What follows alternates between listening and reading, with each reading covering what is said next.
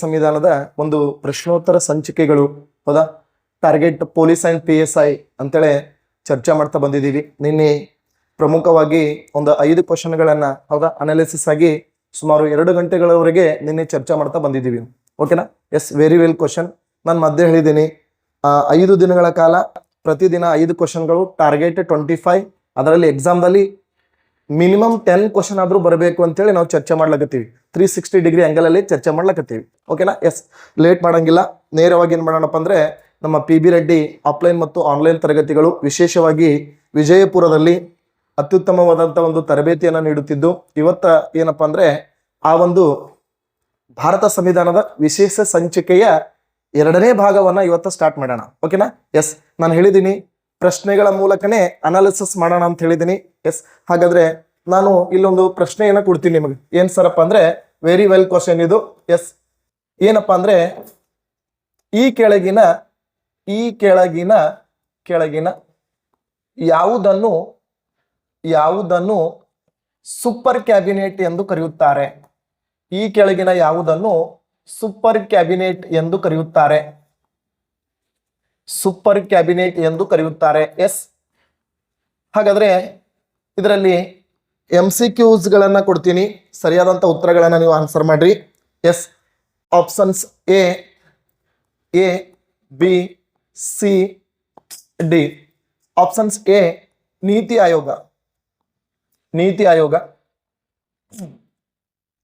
Options B ಕೇಂದ್ರ ಮಾಹಿತಿ ಹಕ್ಕು ಆಯೋಗ. ಆಪ್ಷನ್ C ರಾಷ್ಟ್ರೀಯ ಅಭಿವೃದ್ಧಿ ಮಂಡಳಿ.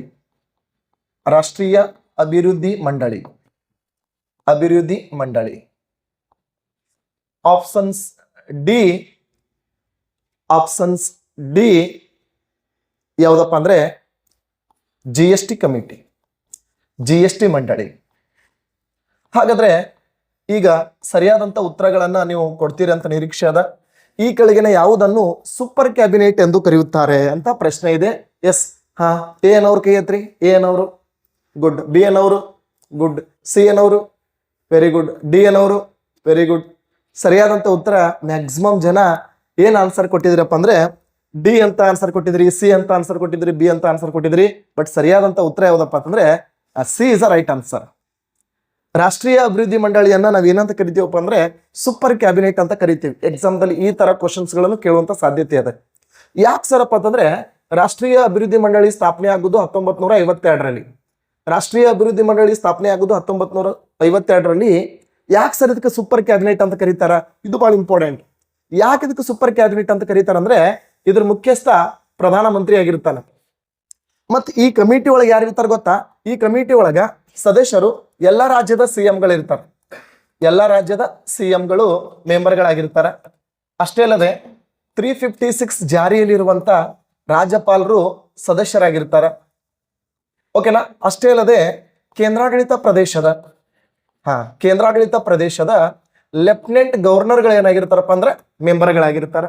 ಅಷ್ಟೇ ಅಲ್ಲದೆ ಪ್ರಧಾನಮಂತ್ರಿ ಶಿಫಾರಸಿನ ಮೇರೆಗೆ ನೇಮಕಗೊಂಡಂತ 6 ಜನ ಕ್ಯಾಬಿನೆಟ್ ಸಚಿವರು ಏನಾಗಿರ್ತಾರಪ್ಪ ಅಂದ್ರೆ ಇದಕ್ಕೆ ಮೆಂಬರ್ ಆಗಿರ್ತಾರೆ. ಕ್ವಶನ್ ಹಿಂಗೂ ಕೇಳ್ತಾನ, ಇದಕ್ಕೆ ಯಾಕೆ ಸೂಪರ್ ಕ್ಯಾಬಿನೆಟ್ ಅಂತ ಕರೀತಾರ ಅಂದ್ರೆ ಇಡೀ ದೇಶದ ಭಾರತ ರಾಜ್ಯಗಳ ಒಕ್ಕೂಟ ಅಂತ ಏನ್ ಬಿಂಬಿಸ್ತೇವಲ್ಲ, ಅದಕ್ಕಾಗಿ ಇಡೀ ದೇಶದ ಎಲ್ಲಾ ರಾಜ್ಯಗಳ ಪ್ರತಿನಿಧಿಗಳು ಭಾಗವಹಿಸಿರ್ತಾರೆ. ಆ ಕಾರಣಕ್ಕಾಗಿ 1952ರಲ್ಲಿ ಸ್ಥಾಪನೆ ಆಗಿರುವಂತ ಈ ರಾಷ್ಟ್ರೀಯ ಅಭಿವೃದ್ಧಿ ಮಂಡಳಿಯನ್ನ ನಾವೇನಂತ ಕರಿತೀವಪ್ಪ ಅಂದ್ರೆ ಸೂಪರ್ ಕ್ಯಾಬಿನೆಟ್ ಅಂತ ಕರಿತೀವಿ. ಇನ್ನೊಂದು ಬರ್ತದೆ ಸೂಪರ್ ಆಫ್ ದಿ ಸೂಪರ್ ಅಂತ ಹೇಳಿ ಒಂದು ಕಮಿಟಿ ಕರೀತಾರೆ. ಅದು ಯಾವ ಕಮಿಟಿ ಅಪ್ಪ ಅಂದ್ರೆ ಪ್ರಧಾನಮಂತ್ರಿ ಅಧೀನದಲ್ಲಿ ಕಾರ್ಯನಿರ್ವಹಿಸುವಂತ, ಪ್ರಧಾನಮಂತ್ರಿ ಆಫೀಸ್ ಅಲ್ಲಿ ಕೆಲಸ ನಿರ್ವಹಿಸುವಂತ ಸುಮಾರು 250 ಅಧಿಕಾರಿಗಳ ತಂಡ ಇರ್ತದಲ್ಲ, ಅದಕ್ಕೆ super of the super cabinet ಅಂತ ಕರೀತಾರೆ. ಅರ್ಥ ಮಾಡ್ಕೊಡ್ರಿ. ಒಂದೇ ಸಾರಿ ಸೂಪರ್ ಅಂತ ಬಂದ್ರ ರಾಷ್ಟ್ರೀಯ ಅಭಿವೃದ್ಧಿ ಮಂಡಳಿ, super of the super cabinet ಅಪ್ಪ ಅಂತಂದ್ರ ಯಾವ್ದಪ್ಪ ಅಂದ್ರೆ ಪ್ರಧಾನಮಂತ್ರಿ ಅಧೀನದಲ್ಲಿ ಕಾರ್ಯನಿರ್ವಹಿಸುವಂತ ಪ್ರಧಾನಮಂತ್ರಿ ಕಾರ್ಯಾಲಯ. ಎಸ್, ಹಾಗಾದ್ರೆ ನೀವು ಮುಂಬರುವಂತ ಎಲ್ಲಾ ಎಕ್ಸಾಮ್ಗಳನ್ನ ಪ್ರಿಪರೇಷನ್ ಆಗ್ತಿದ್ದೀರಿ. ಅದಕ್ಕೆ ಸಂಬಂಧಪಟ್ಟಂಗ ಬಹಳ ವಿಶೇಷವಾಗಿರುವಂತ ಮಾಹಿತಿ. ಹಾಗಾದ್ರೆ ಸರ್, ಈ ರಾಷ್ಟ್ರೀಯ ಅಭಿವೃದ್ಧಿ ಮಂಡಳಿಯ ಉದ್ದೇಶ ಏನಾಗ್ಯದಪ್ಪ ಅಂದ್ರ ತ್ವರಿತಗತಿಯಲ್ಲಿ ಪ್ರಗತಿ ಸಾಧಿಸುವುದು, ದೇಶದ ಎಲ್ಲಾ ರಾಜ್ಯಗಳ ಬೆಳವಣಿಗೆಯನ್ನ ಸಾಧಿಸುವುದು, ಸಂಪನ್ಮೂಲಗಳನ್ನ ಕ್ರೋಢೀಕರಿಸುವುದು, ಹೌದಾ. ಮತ್ತೆ ವಿವಿಧ ರಾಜ್ಯಗಳಿಗೆ ಏನ್ ಮಾಡೋದಪ್ಪ ಅಂದ್ರೆ ಆರ್ಥಿಕವಾಗಿ ಸಾಮಾಜಿಕವಾಗಿ ಹಿಂದುಳಿದಂತ ರಾಜ್ಯಗಳ ಅಭಿವೃದ್ಧಿ ಸಾಧಿಸೋದು ಏನಾಗ್ಯದಪ್ಪ ಅಂದ್ರೆ ಈ ರಾಷ್ಟ್ರೀಯ ಅಭಿವೃದ್ಧಿ ಮಂಡಳಿಯ ಉದ್ದೇಶ ಆಗ್ಯದ.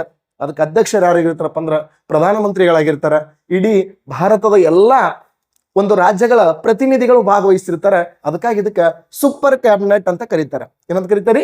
ಸೂಪರ್ ಕ್ಯಾಬಿನೆಟ್ ಅಂತ ಕರೀತಾರೆ. ಹಾಗಾದ್ರೆ ಬಹಳ ವಿಶೇಷವಾಗಿ ಸರಿಯಾದಂತ ಉತ್ತರ ಸಿ ಅಂತ ಕೊಟ್ರಿ. Is a very very important. ಇನ್ನ ನೀತಿ ಆಯೋಗ, ಯೋಜನಾ ಆಯೋಗದ ಬದಲಾಗಿ ಏನಾಗ್ತದಪ್ಪ ಅಂದ್ರ ನೀತಿ ಆಯೋಗ ಜಾರಿಗೆ ಬರ್ತದೆ. ಹಾಗಾದ್ರೆ ನೀತಿ ಆಯೋಗ 2014, ಹೌದಾ, 2014 ನರೇಂದ್ರ ಮೋದಿ ಅವರು ಪ್ರಧಾನಿ ಆದ ತಕ್ಷಣ ಯೋಜನಾ ಆಯೋಗದ ಬದಲಾಗಿ ನೀತಿ ಆಯೋಗ ತಗೊಂಡ್ಬರ್ತಾರೆ.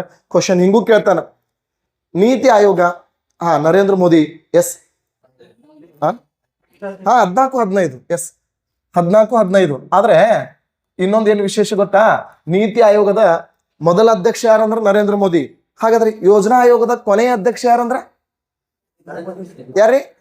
ಡಾಕ್ಟರ್ ಮನಮೋಹನ್ ಸಿಂಗ್ ಅಲ್ಲ, ನರೇಂದ್ರ ಮೋದಿನೇ.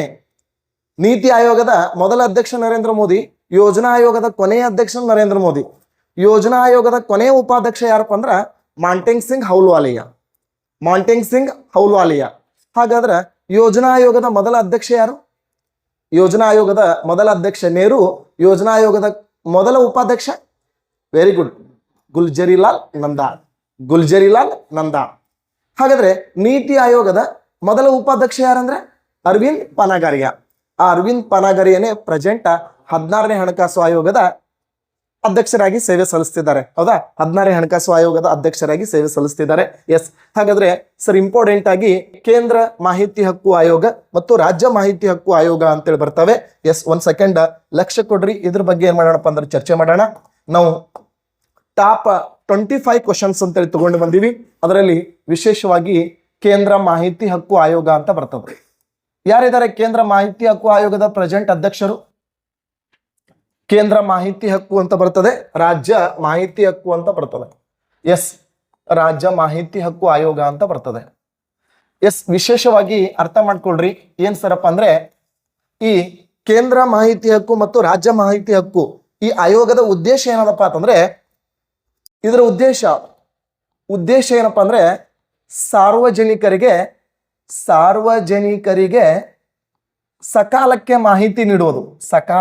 ಸಕಾಲಕ್ಕೆ ಅಂದ್ರೆ ಸರಿಯಾದ ಸಮಯಕ್ಕೆ ಸಕಾಲಕ್ಕೆ ಮಾಹಿತಿ ಒದಗಿಸುವುದು, ಪ್ಲಸ್ ರಸೀದಿ ಕೊಡೋದು, ರಸೀದಿ ನೀಡುವಂತೆ ಆದೇಶ ಮಾಡೋದು, ಪ್ಲಸ್ ಮೇಲ್ವಿಚಾರಣೆ ತನಿಖೆ ಮಾಡ್ಲಿಕ್ಕೆ ಏನ್ ಮಾಡ್ತದಪ್ಪ ಅಂದ್ರೆ ಆದೇಶ ಮಾಡೋದು ಇದ್ರ ಉದ್ದೇಶ ಆಗ್ಯದ ಕೇಂದ್ರ ಮಾಹಿತಿ ಹಕ್ಕು.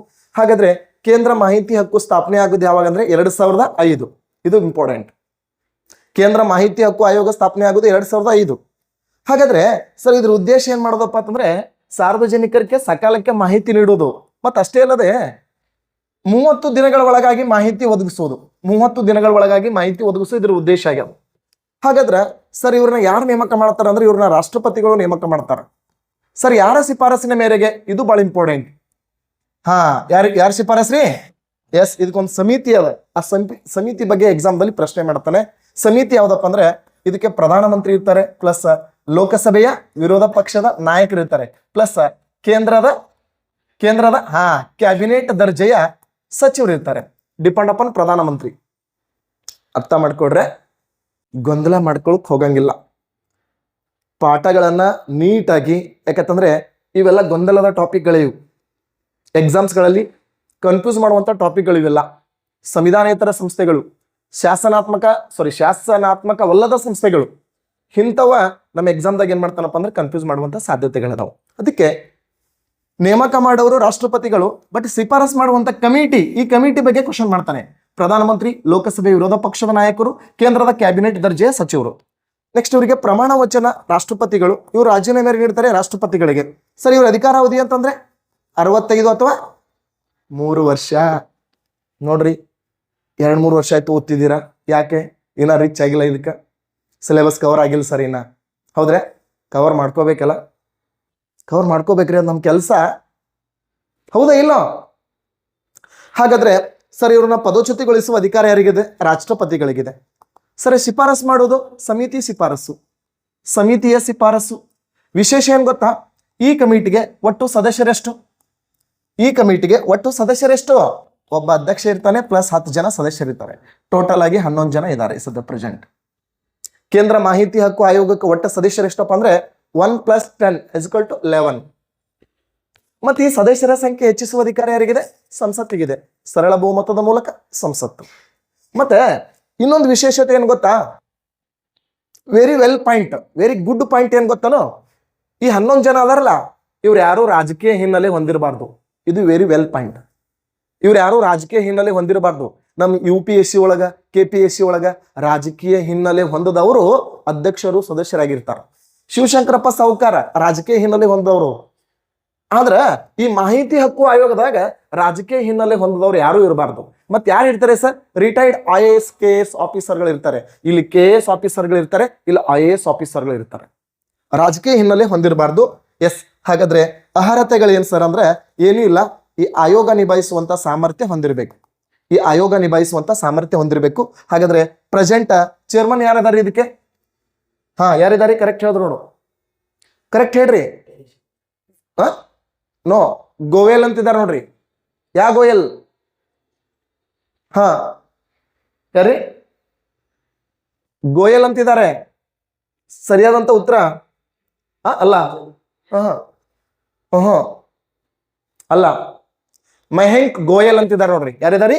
ಮಹೇಂಕ್ Goyal. Current affairs Mahenk Goyal present chairman ಆಗಿದ್ದಾರೆ ನೋಡ್ರಿ, ಮಹೇಂಕ್ ಗೋಯಲ್. ಸರ್, ಈ ಆಯೋಗ ಪ್ರತಿ ವರ್ಷ ತನ್ನ ವಾರ್ಷಿಕ ವರದಿಯನ್ನು ಯಾರಿಗೆ ಸಲ್ಲಿಸ್ತದಪ್ಪ ಅಂದ್ರೆ ರಾಷ್ಟ್ರಪತಿಗಳಿಗೆ ಸಲ್ಲಿಸ್ತದೆ. ಈ ರಾಷ್ಟ್ರಪತಿಗಳು ಇದನ್ನ ಏನ್ ಮಾಡ್ತಾರೆ ಅಂದ್ರೆ ರಾಜ್ಯಸಭೆ ಮತ್ತು ಲೋಕಸಭೆ ಮುಂದೆ ಹಾಜರುಪಡಿಸ್ತಾರೆ. ಅರ್ಥ ಮಾಡ್ಕೊಳ್ರಿ. ಕೇಂದ್ರ ಮಾಹಿತಿ ಹಕ್ಕು ಆಯೋಗ 2005ರಲ್ಲಿ ಸ್ಥಾಪನೆ ಆಗ್ತದೆ. 2005ರಲ್ಲಿ ಸ್ಥಾಪನೆ ಆಗ್ತದೆ. ಎಸ್, ಇದರ ಉದ್ದೇಶ ಏನಾಗ್ಯದಪ್ಪ ಅಂದ್ರೆ ಸಾರ್ವಜನಿಕರಿಗೆ ಸಕಾಲಕ್ಕೆ ಮಾಹಿತಿ ನೀಡುವುದು, ಸರ್ಕಾರದ ಕಾರ್ಯಕ್ರಮಗಳ ಕುರಿತು ಜನ ಪ್ರಶ್ನೆ ಕೇಳಿದಾಗ ಅಧಿಕಾರಿಗಳು ಏನ್ ಮಾಡೋದಪ್ಪ ಅಂದ್ರೆ ಸಕಾಲಕ್ಕೆ ಮಾಹಿತಿ ನೀಡುದು. ಅದಕ್ಕೆ ಇದಕ್ಕೆ ರೈಟ್ ಟು ಇನ್ಫಾರ್ಮೇಶನ್ ಅಂತ ಕರಿತೀವಿ ನೋಡ್ರಿ. RTI ಅಂತ ಕರಿತೀವಿ ನೋಡ್ರಿ. RT ಅಂದ್ರೆ ರೈಟ್ ಟು ಎಜುಕೇಶನ್, ಇದು RTI ರೈಟ್ ಟು ಇನ್ಫಾರ್ಮೇಶನ್. ಮಾಹಿತಿ ಹಕ್ಕು ಆಯೋಗದ ಅಡಿಯಲ್ಲಿ ಏನಾಗ್ತದಪ್ಪ ಅಂದ್ರೆ ಇದು ಸ್ಥಾಪನೆ ಆಗ್ತದೆ. ಹೌದಾ? ಅದಕ್ಕೆ ಇದು ಕೇಂದ್ರದಲ್ಲಿ ಇರ್ತದೆ. ಇನ್ನು ರಾಜ್ಯದಲ್ಲಿ, ಓಕೆನಾ, ಇದು ಕೇಂದ್ರ ಆಯಿತು. ಇನ್ನು ರಾಜ್ಯದಲ್ಲಿ ಸ್ಥಾಪನೆ ಆಗುದು 2005. ರಾಜ್ಯ ಮಾಹಿತಿ ಹಕ್ಕು ಆಯೋಗ ಸ್ಥಾಪನೆ ಆಗುದು ಎಷ್ಟಪ್ಪ ಅಂದ್ರೆ 2005. ಎಸ್, ಹಾಗಾದ್ರೆ ಇಲ್ಲಿ ಇವರಿಗೆ ನೇಮಕ ಮಾಡೋರು ಯಾರಪ್ಪ ಅಂದ್ರೆ ರಾಜ್ಯಪಾಲ. ನೇಮಕ ಮಾಡೋರು ರಾಜ್ಯಪಾಲರಾಗಿರ್ತಾರೆ. ಶಿಫಾರಸ್ ಮಾಡ್ಲಿಕ್ಕೆ ಮುಖ್ಯಮಂತ್ರಿ ಇರ್ತಾರೆ, ಪ್ಲಸ್ ವಿಧಾನಸಭೆಯ ವಿರೋಧ ಪಕ್ಷದ ನಾಯಕರು ಇರ್ತಾರೆ. ಪ್ಲಸ್ ಇಲ್ಲಿ ಯಾರು ಇರ್ತಾರಪ್ಪ ಅಂತಂದ್ರೆ ರಾಜ್ಯದಲ್ಲಿ ಕ್ಯಾಬಿನೆಟ್ ದರ್ಜೆಯ ಸಚಿವರು ಇರ್ತಾರೆ. ಕ್ಯಾಬಿನೆಟ್ ದರ್ಜೆಯ ಸಚಿವರು ಡಿಪೆಂಡ್ ಅಪಾನ್ ಸಿಎಂ ಯಾರನ್ನ ಸೂಚಿಸ್ತಾನೋ 2-3 ಜನ ಕ್ಯಾಬಿನೆಟ್ ದರ್ಜೆಯ ಮಂತ್ರಿಗಳೇನಾಗಿರ್ತಾರಪ್ಪ ಅಂದ್ರೆ ಈ ಒಂದು ರಾಜ್ಯ ಮಾಹಿತಿ ಹಕ್ಕು ಆಯೋಗಕ್ಕೆ ಮೆಂಬರ್ಗಳಾಗಿರ್ತಾರೆ. ಹಾಗಾದ್ರೆ ಸರ್ ನೋಡಿ, ಇಲ್ಲಿ 1 + 10 ಇದ್ದಾರೆ. ಇಲ್ಲೂ ಸೇಮ್ 1 + 10 11 ಮೆಂಬರ್ಸ್ಗಳಿದ್ದಾರೆ. ಟ್ಯಾಲಿ ಮಾಡ್ರಿ, ಈಜಿ ಅದು. ಎಸ್, ಇವರಿಗೆ ಪ್ರಮಾಣ ವಚನ ಬೋಧಿಸೋರು ಯಾರು? ರಾಜ್ಯಪಾಲ. ಸರ್, ರಾಜೀನಾಮೆ ಯಾರಿಗೆ ನೀಡ್ತಾರೆ? ರಾಜ್ಯಪಾಲರಿಗೆ ನೀಡ್ತಾರೆ. ಸರ್, ಇವ್ರ ಅಧಿಕಾರಾವಧಿ ಎಷ್ಟು ವರ್ಷ ನೋಡಿ? ಇವ್ರದ್ದು 65 ಅಥವಾ 3 ವರ್ಷ. ಇವ್ರದ್ದು ಎಷ್ಟು ಹೇಳ್ರಿ? ಎಸ್, ಸೇಮ್ 65 ಅಥವಾ 3. ಕನ್ಫ್ಯೂಸ್ ಆಗಂಗಿಲ್ಲ. ಮತ್ತೆ ಇನ್ನೊಂದು ವಿಶೇಷತೆ ಏನ್ ಗೊತ್ತಾ? ನಮ್ಮ ಸಂವಿಧಾನದಲ್ಲಿ ಸ್ವಲ್ಪ ಅಲರ್ಟ್ ಆಗಿ ಕೇಳ್ಕೊಡ್ರಿ ಇದನ್ನ. ನಮ್ಮ ಸಂವಿಧಾನದಲ್ಲಿ ಅಟಾರ್ನಿ ಜನರಲ್ ಹೊರತುಪಡಿಸಿ ಮರು ಆಯ್ಕೆ ಅಧಿಕಾರಿಗಳು ಯಾರೂ ಇಲ್ಲ. ರಾಜ್ಯದಲ್ಲಿ ಅಡ್ವೊಕೇಟ್ ಜನರಲ್, ಕೇಂದ್ರದಲ್ಲಿ ಅಟಾರ್ನಿ ಜನರಲ್, ಇವ್ರು ಮಾತ್ರ ಮರು ಆಯ್ಕೆ ಆಗ್ತಾರೆ. ಇವ್ರನ್ನ ಬಿಟ್ರೆ ಯಾರು ಮರು ಆಯ್ಕೆ ಆಗ್ಲಿಕ್ಕೆ ಅವಕಾಶಗಳಿಲ್ಲ. ಆದ್ರೆ ಅವಧಿಯನ್ನ ವಿಸ್ತರಿಸಬಹುದು. ಎಕ್ಸಾಂಪಲ್, 15ನೇ ಹಣಕಾಸು ಆಯೋಗದ ಅಧ್ಯಕ್ಷ NK ಸಿಂಗ್ ಅವರ ಅಧಿಕಾರಾವಧಿ 1 ವರ್ಷಕ್ಕೆ ವಿಸ್ತರಣೆ ಮಾಡಿದ್ರು. ಕೊರೋನಾದಿಂದಾಗಿ ಜಮ್ಮು ಕಾಶ್ಮೀರದ ವಿಶೇಷ ಮಾನ್ಯತೆ ರದ್ದುಪಡಿಸಿದ ಒಂದು ವ್ಯವಸ್ಥೆಗಾಗಿ ಏನ್ ಮಾಡ್ತಾರಪ್ಪ ಅಂದ್ರೆ 1 ವರ್ಷ ಅವಧಿಯನ್ನ ವಿಸ್ತರಣೆ ಮಾಡ್ತಾರೆ. ಆದ್ರೆ ಮರು ಆಯ್ಕೆ ಆಗ್ಲಿಕ್ಕೆ ನಮ್ಮ ಸಂವಿಧಾನದಲ್ಲಿ ಅವಕಾಶಗಳಿಲ್ಲ. ಮರು ಆಯ್ಕೆ ಆಗುವ 2 ಅಧಿಕಾರಿಗಳು ಯಾರಪ್ಪ ಅಂದ್ರೆ ಒಬ್ರು ಅಟಾರ್ನಿ ಜನರಲ್, ಒಬ್ರು ಅಡ್ವೊಕೇಟ್ ಜನರಲ್. ಸರ್, ಅರ್ಥ ಮಾಡ್ಕೊಳ್ರಿ ದಯವಿಟ್ಟು. ನಾನು ಅದನ್ನೇ ಹೇಳ್ತಿದ್ನಲ್ಲ, ಪದೇ ಯಾಕೆ ಹೇಳ್ತಿದ್ದೀನಿ ಅಂದ್ರೆ ಎಕ್ಸಾಮ್ ಅಲ್ಲಿ ಈಜಿ ಕ್ವಶನ್ಗಳೇ ನಮ್ಮನ್ನು ಮಿಸ್ ಮಾಡಿಸ್ತಾವೆ. ಈಜಿ ಕ್ವಶನ್ಸ್ಗಳೇ ನಮಗೆ ಮಿಸ್ ಮಾಡಿಸ್ತವೆ. ಟಫ್ ಕ್ವಶನ್ ಬಂದಾಗ ಆ ಟಫ್ ಕ್ವಶನ್ಗೂ ಎಕ್ಸಾಮ್ ಅನ್ನ 3 ಥಿಯರಿಯಲ್ಲಿ ಬಿಡಿಸ್ತೀರಿ. First root, second root, third root. First root ಅಲ್ಲಿ ಈಜಿ ಕ್ವಶನ್ಸ್ಗಳು ಇರ್ತವೆ. ಸೆಕೆಂಡ್ ರೂಟ್ ಅಲ್ಲಿ 60-40 ಇರ್ತದೆ ಪರ್ಸೆಂಟೇಜು. 60 ಇದಕ್ಕೆ ಗುಂಡ್ ಹಾಕ್ತೀರಿ, ಥರ್ಡ್ ಏನ್ ಇರ್ತದಲ್ಲ ಅದು 50-50 ಇರ್ತದೆ. ಆ 50-50 ಗುಂಡ್ ಹಾಕಿದಾಗ ಮಾತ್ರ ನಿಮ್ ಮಾರ್ಕ್ಸ್ ನಿಮ್ ಜಾಬ್ ಆಗುತ್ತೆ. ಅಂಥವು ಒಂದು 25-30 ಕ್ವಶನ್ಸ್ಗಳು ಇರ್ತವೆ. ಆ ಕ್ವಶನ್ಸ್ ಅನ್ನ ಯಾರು ಕರೆಕ್ಟ್ ಆಗಿ ರೀಚ್ ಮಾಡ್ತಾರೋ ಅವ್ರಿಗೆ ಮಾತ್ರ ಸರ್ಕಾರಿ ಜಾಬ್ ಸಿಗ್ತದೆ. ಓಕೆ, ಎಸ್, ಇವ್ರ ಅಧಿಕಾರಾವಧಿ ಕನ್ಫ್ಯೂಸ್ ಆಗಂಗಿಲ್ಲ. 65 ಅಥವಾ 3 ವರ್ಷ. ಸರ್, ಇವರ ವೇತನ ಎಲ್ಲಿಂದ ಕೊಡ್ತಾರಂದ್ರೆ ರಾಜ್ಯ ಸಂಚಿತ ನಿಧಿ. ನಾನು ಒಂದು ಟ್ರಿಕ್ಸ್ ಹೇಳಿದೀನಿ. ಯಾರ್ಯಾರು ರಾಷ್ಟ್ರಪತಿಯಿಂದ ಆಯ್ಕೆ ಆಗ್ತಾರೋ ಕೇಂದ್ರ ಸಂಚಿತ ನಿಧಿ, ಯಾರ್ಯಾರು ರಾಜ್ಯಪಾಲನಿಂದ ಆಯ್ಕೆ ಆಗ್ತಾರೋ ರಾಜ್ಯ ಸಂಚಿತ ನಿಧಿ. ಮತ್ತೆ ಪರಿಷ್ಕರಣೆ ಅಂದ್ರೆ ರಾಷ್ಟ್ರಪತಿಯಿಂದ ನೇಮಕ ಆದ್ರೆ ಸಂಸತ್ತು ವೇತನ ಪರಿಷ್ಕರಣೆ ಮಾಡ್ತದೆ. ರಾಜ್ಯಪಾಲನಿಂದ ನೇಮಕ ಆದ್ರೆ ವಿಧಾನಮಂಡಲ ವೇತನ ಪರಿಷ್ಕರಣೆ ಮಾಡ್ತದೆ. ಮತ್ತೆ ಯಾರದೇ ವೇತನ ಬರಲಿ, ವೇತನ ಅಂದ್ರೆ ಎಷ್ಟನೇ ಅನುಸೂಚಿ, 2ನೇ ಅನುಸೂಚಿ. ವೇತನ ಅಂದ್ರೆ ಎಷ್ಟನೇ ಅನುಸೂಚಿ, 2ನೇ ಅನುಸೂಚಿ. ಪ್ರಮಾಣ ವಚನ ಅಂದ್ರೆ 3ನೇ ಅನುಸೂಚಿ. ರಾಷ್ಟ್ರಪತಿ ಪ್ರಮಾಣ ವಚನ 3ನೇ ಅನುಸೂಚಿ. ಉಪರಾಷ್ಟ್ರಪತಿ, ರಾಜ್ಯಪಾಲ, ಮುಖ್ಯಮಂತ್ರಿ, ಪ್ರಧಾನಮಂತ್ರಿ ವೇತನ ಅಂದ್ರೆ 2ನೇ ಅನುಸೂಚಿ. ನಾನು ಹೇಳಿದ್ದೀನಿ, ರೊಕ್ಕ ತಗೊಂಡು ಆಣಿ ಮಾಡೋದು. ರೊಕ್ಕ ತಗೊಳ್ಳೋದಂದ್ರೆ 2ನೇ ಅನುಸೂಚಿ, ಆಣಿ ಮಾಡೋದಂದ್ರೆ 3ನೇ ಅನುಸೂಚಿ. ಎಕ್ದಮ್ ಈಜಿ. ಆನತೋ ಜಾನ, ಹೌದಾ? ಅದಕ್ಕೆ ನಾವು ಏನಂತ ಕರಿತೀವಿ ಅಂದ್ರೆ ರಾಜ್ಯ ಸಂಚಿತ ನಿಧಿಯಿಂದ ವೇತನವನ್ನ ಕೊಡ್ತೀವಿ. ನೆಕ್ಸ್ಟ್ ಸರ್, ಇವ್ರನ್ನ ಪದಚ್ಯುತಿಗೊಳಿಸೋರು ಯಾರಪ್ಪ ಅಂದ್ರೆ ರಾಜ್ಯಪಾಲರು. ಯಾವಾಗ ಅಂದ್ರೆ ಕಾನೂನಿನ ವಿರೋಧಿ ಚಟುವಟಿಕೆಯಲ್ಲಿ ಪಾಲ್ಗೊಂಡಾಗ. ಶಿಫಾರಸು ಯಾರ್ದಪ್ಪ ಅಂದ್ರೆ ಈ ಸಮಿತಿಯ ಶಿಫಾರಸು.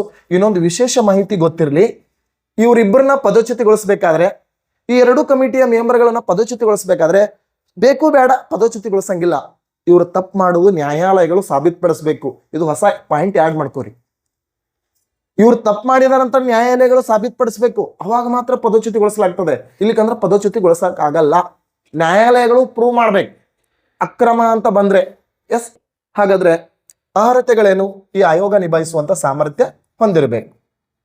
ಹಾಗಾದ್ರೆ ಪ್ರೆಸೆಂಟ್ ಯಾರಿದ್ದಾರೆ? ರಾಜ್ಯ ಮಾಹಿತಿ ಹಕ್ಕು ಆಯೋಗದ ಅಧ್ಯಕ್ಷರು ಪ್ರಸ್ತುತ ಯಾರಿದ್ದಾರೆ?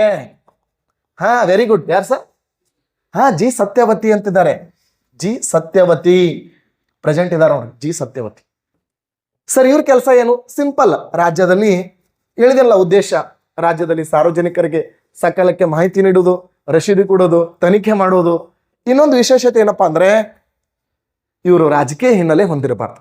ಇವರು ರಾಜಕೀಯ ಹಿನ್ನೆಲೆ ಹೊಂದಿರಬಾರ್ದು, ಇವರು ರಾಜಕೀಯ ಹಿನ್ನೆಲೆ ಹೊಂದಿರಬಾರ್ದು. ಹಾಗಾದ್ರೆ ರಾಜ್ಯ ಮಾಹಿತಿ ಹಕ್ಕು ಆಯೋಗ ಪ್ರತಿ ವರ್ಷ ತನ್ನ ವಾರ್ಷಿಕ ವರದಿಯನ್ನು ಯಾರಿಗೆ ಸಲ್ಲಿಸ್ತದೆ ಅಂದ್ರೆ ರಾಜ್ಯಪಾಲರಿಗೆ ಸಲ್ಲಿಸ್ತದೆ. ಇದನ್ನ ರಾಜ್ಯಪಾಲರು ವಿಧಾನಮಂಡಲದ ಉಭಯ ಸದನಗಳಾದಂತ ವಿಧಾನ ಪರಿಷತ್ತು ಮತ್ತು ವಿಧಾನಸಭೆ ಮುಂದೆ ಏನ್ ಮಾಡ್ತದ್ರಿ? ಹಾಜರುಪಡಿಸ್ತದ. ಏನ್ ಮಾಡ್ತದ್ರಿ? ಹಾಜರುಪಡಿಸ್ತದ. ಅದಕ್ಕೆ ಒಂದ್ ಕಡೆ ಕೇಂದ್ರ ಮಾಹಿತಿ ಹಕ್ಕು ಆಯೋಗ, ಒಂದ್ ಕಡೆ ರಾಜ್ಯ ಮಾಹಿತಿ ಹಕ್ಕು ಆಯೋಗ. ಬಹುತೇಕ ಜನ ಸಂವಿಧಾನೇತರ ಸಂಸ್ಥೆಗಳ ಬಗ್ಗೆ ಕೇಳ್ತಿದ್ರಿ, ಹೌದಾ? ಅದರಲ್ಲಿ ಬರುವಂತ ಇಂಪಾರ್ಟೆಂಟ್ ಆಗಿರುವಂತ ಮಾಹಿತಿ ಇದು. ಎಸ್, ಹಾಗಾದ್ರೆ ವಿಶೇಷವಾಗಿರುವಂತ ವಿಚಾರಗಳನ್ನ ಚರ್ಚೆ ಮಾಡ್ತಾ ಬಂದಿದೀವಿ. ಎಸ್, ಈಗ ದೆನ್ ವೆರಿ ಇಂಪಾರ್ಟೆಂಟ್ ಆಗಿರುವಂತ ಇನ್ನೊಂದು ಪ್ರಶ್ನೆಯನ್ನ ನಿಮ್ ಜೊತೆ ನಾನು ಚರ್ಚೆ ಮಾಡ್ತೀನಿ. ಏನ್ ಸರ್? ಕ್ವಶನ್ ನಂಬರ್ 2 ಏನು ಸರ್? ಕ್ವಶನ್ ನಂಬರ್ 2 ಏನಪ್ಪಾ ಅಂದ್ರೆ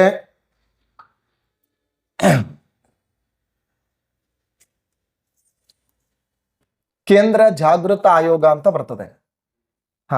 CVC, ಕೇಂದ್ರ ಜಾಗೃತ ಆಯೋಗ. ಹಾಗಾದ್ರೆ ಈ ಕೇಂದ್ರ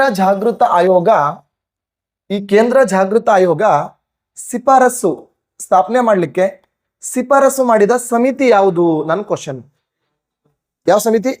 ವೆರಿ ಗುಡ್, ಎಕ್ಸಲೆಂಟ್ ಆನ್ಸರ್ ಸಿಕ್ಕೇ ಬಿಡ್ತು. ಹಿಂಗಾಗಿ ನಾನು ಏನ್ ಮಾಡಲ್ಲಪ್ಪ ಅಂದ್ರೆ MCQs ಗಳನ್ನ ಹಾಕಲ್ಲ. Very good.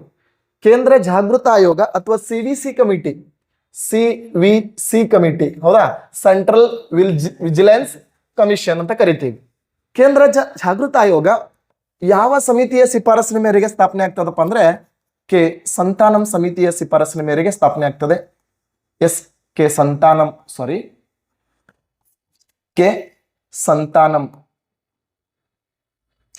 ಸಂತಾನಂ ಸಮಿತಿ ಶಿಫಾರಸು. ಈ ಕಮಿಟಿ ಶಿಫಾರಸು ಮಾಡದೆ ಯಾವಾಗಂದ್ರೆ 1964. ಎಸ್, ಹಾಗಾದ್ರೆ ನಮ್ಮ ದೇಶದಲ್ಲಿ ಕೇಂದ್ರ ಜಾಗೃತ ಆಯೋಗ ಸ್ಥಾಪನೆ ಆಗೋದು ಯಾವಾಗ? ಶಿಫಾರಸು ಮಾಡೋದು 1964. ಹಾಗಾದ್ರೆ ಈ ಕೇಂದ್ರ ಜಾಗೃತ ಆಯೋಗ CVC ಕಮಿಟಿ ಇಂಡಿಯಾದಾಗ ಹುಟ್ಟುದು ಯಾವಾಗ? ಸ್ಥಾಪನೆ ಯಾವಾಗಾಯ್ತು? ಎಸ್, ಸ್ಥಾಪನೆ ಆಗುದು ಯಾವಾಗತ್ತಂದ್ರೆ 2003. ಸ್ಥಾಪನೆ ಆಗುದು ಯಾವಾಗ್ರಿ? 2003. ಯಾವ ಸಮಿತಿ? CVC ಸಮಿತಿ. ಓಕೆನಾ? ಹಾಗಾದ್ರೆ 2003. ಸರ್ ಅಧ್ಯಕ್ಷ ಸದಸ್ಯರನ್ನ ಯಾರು ನೇಮಕ ಮಾಡ್ತಾರೆ ಅಂದ್ರೆ ರಾಷ್ಟ್ರಪತಿಗಳು ನೇಮಕ ಮಾಡ್ತಾರೆ. ಬಟ್ ವೆರಿ ಇಂಪಾರ್ಟೆಂಟ್ ಪಾಯಿಂಟ್ ಏನ್ ಗೊತ್ತಾ?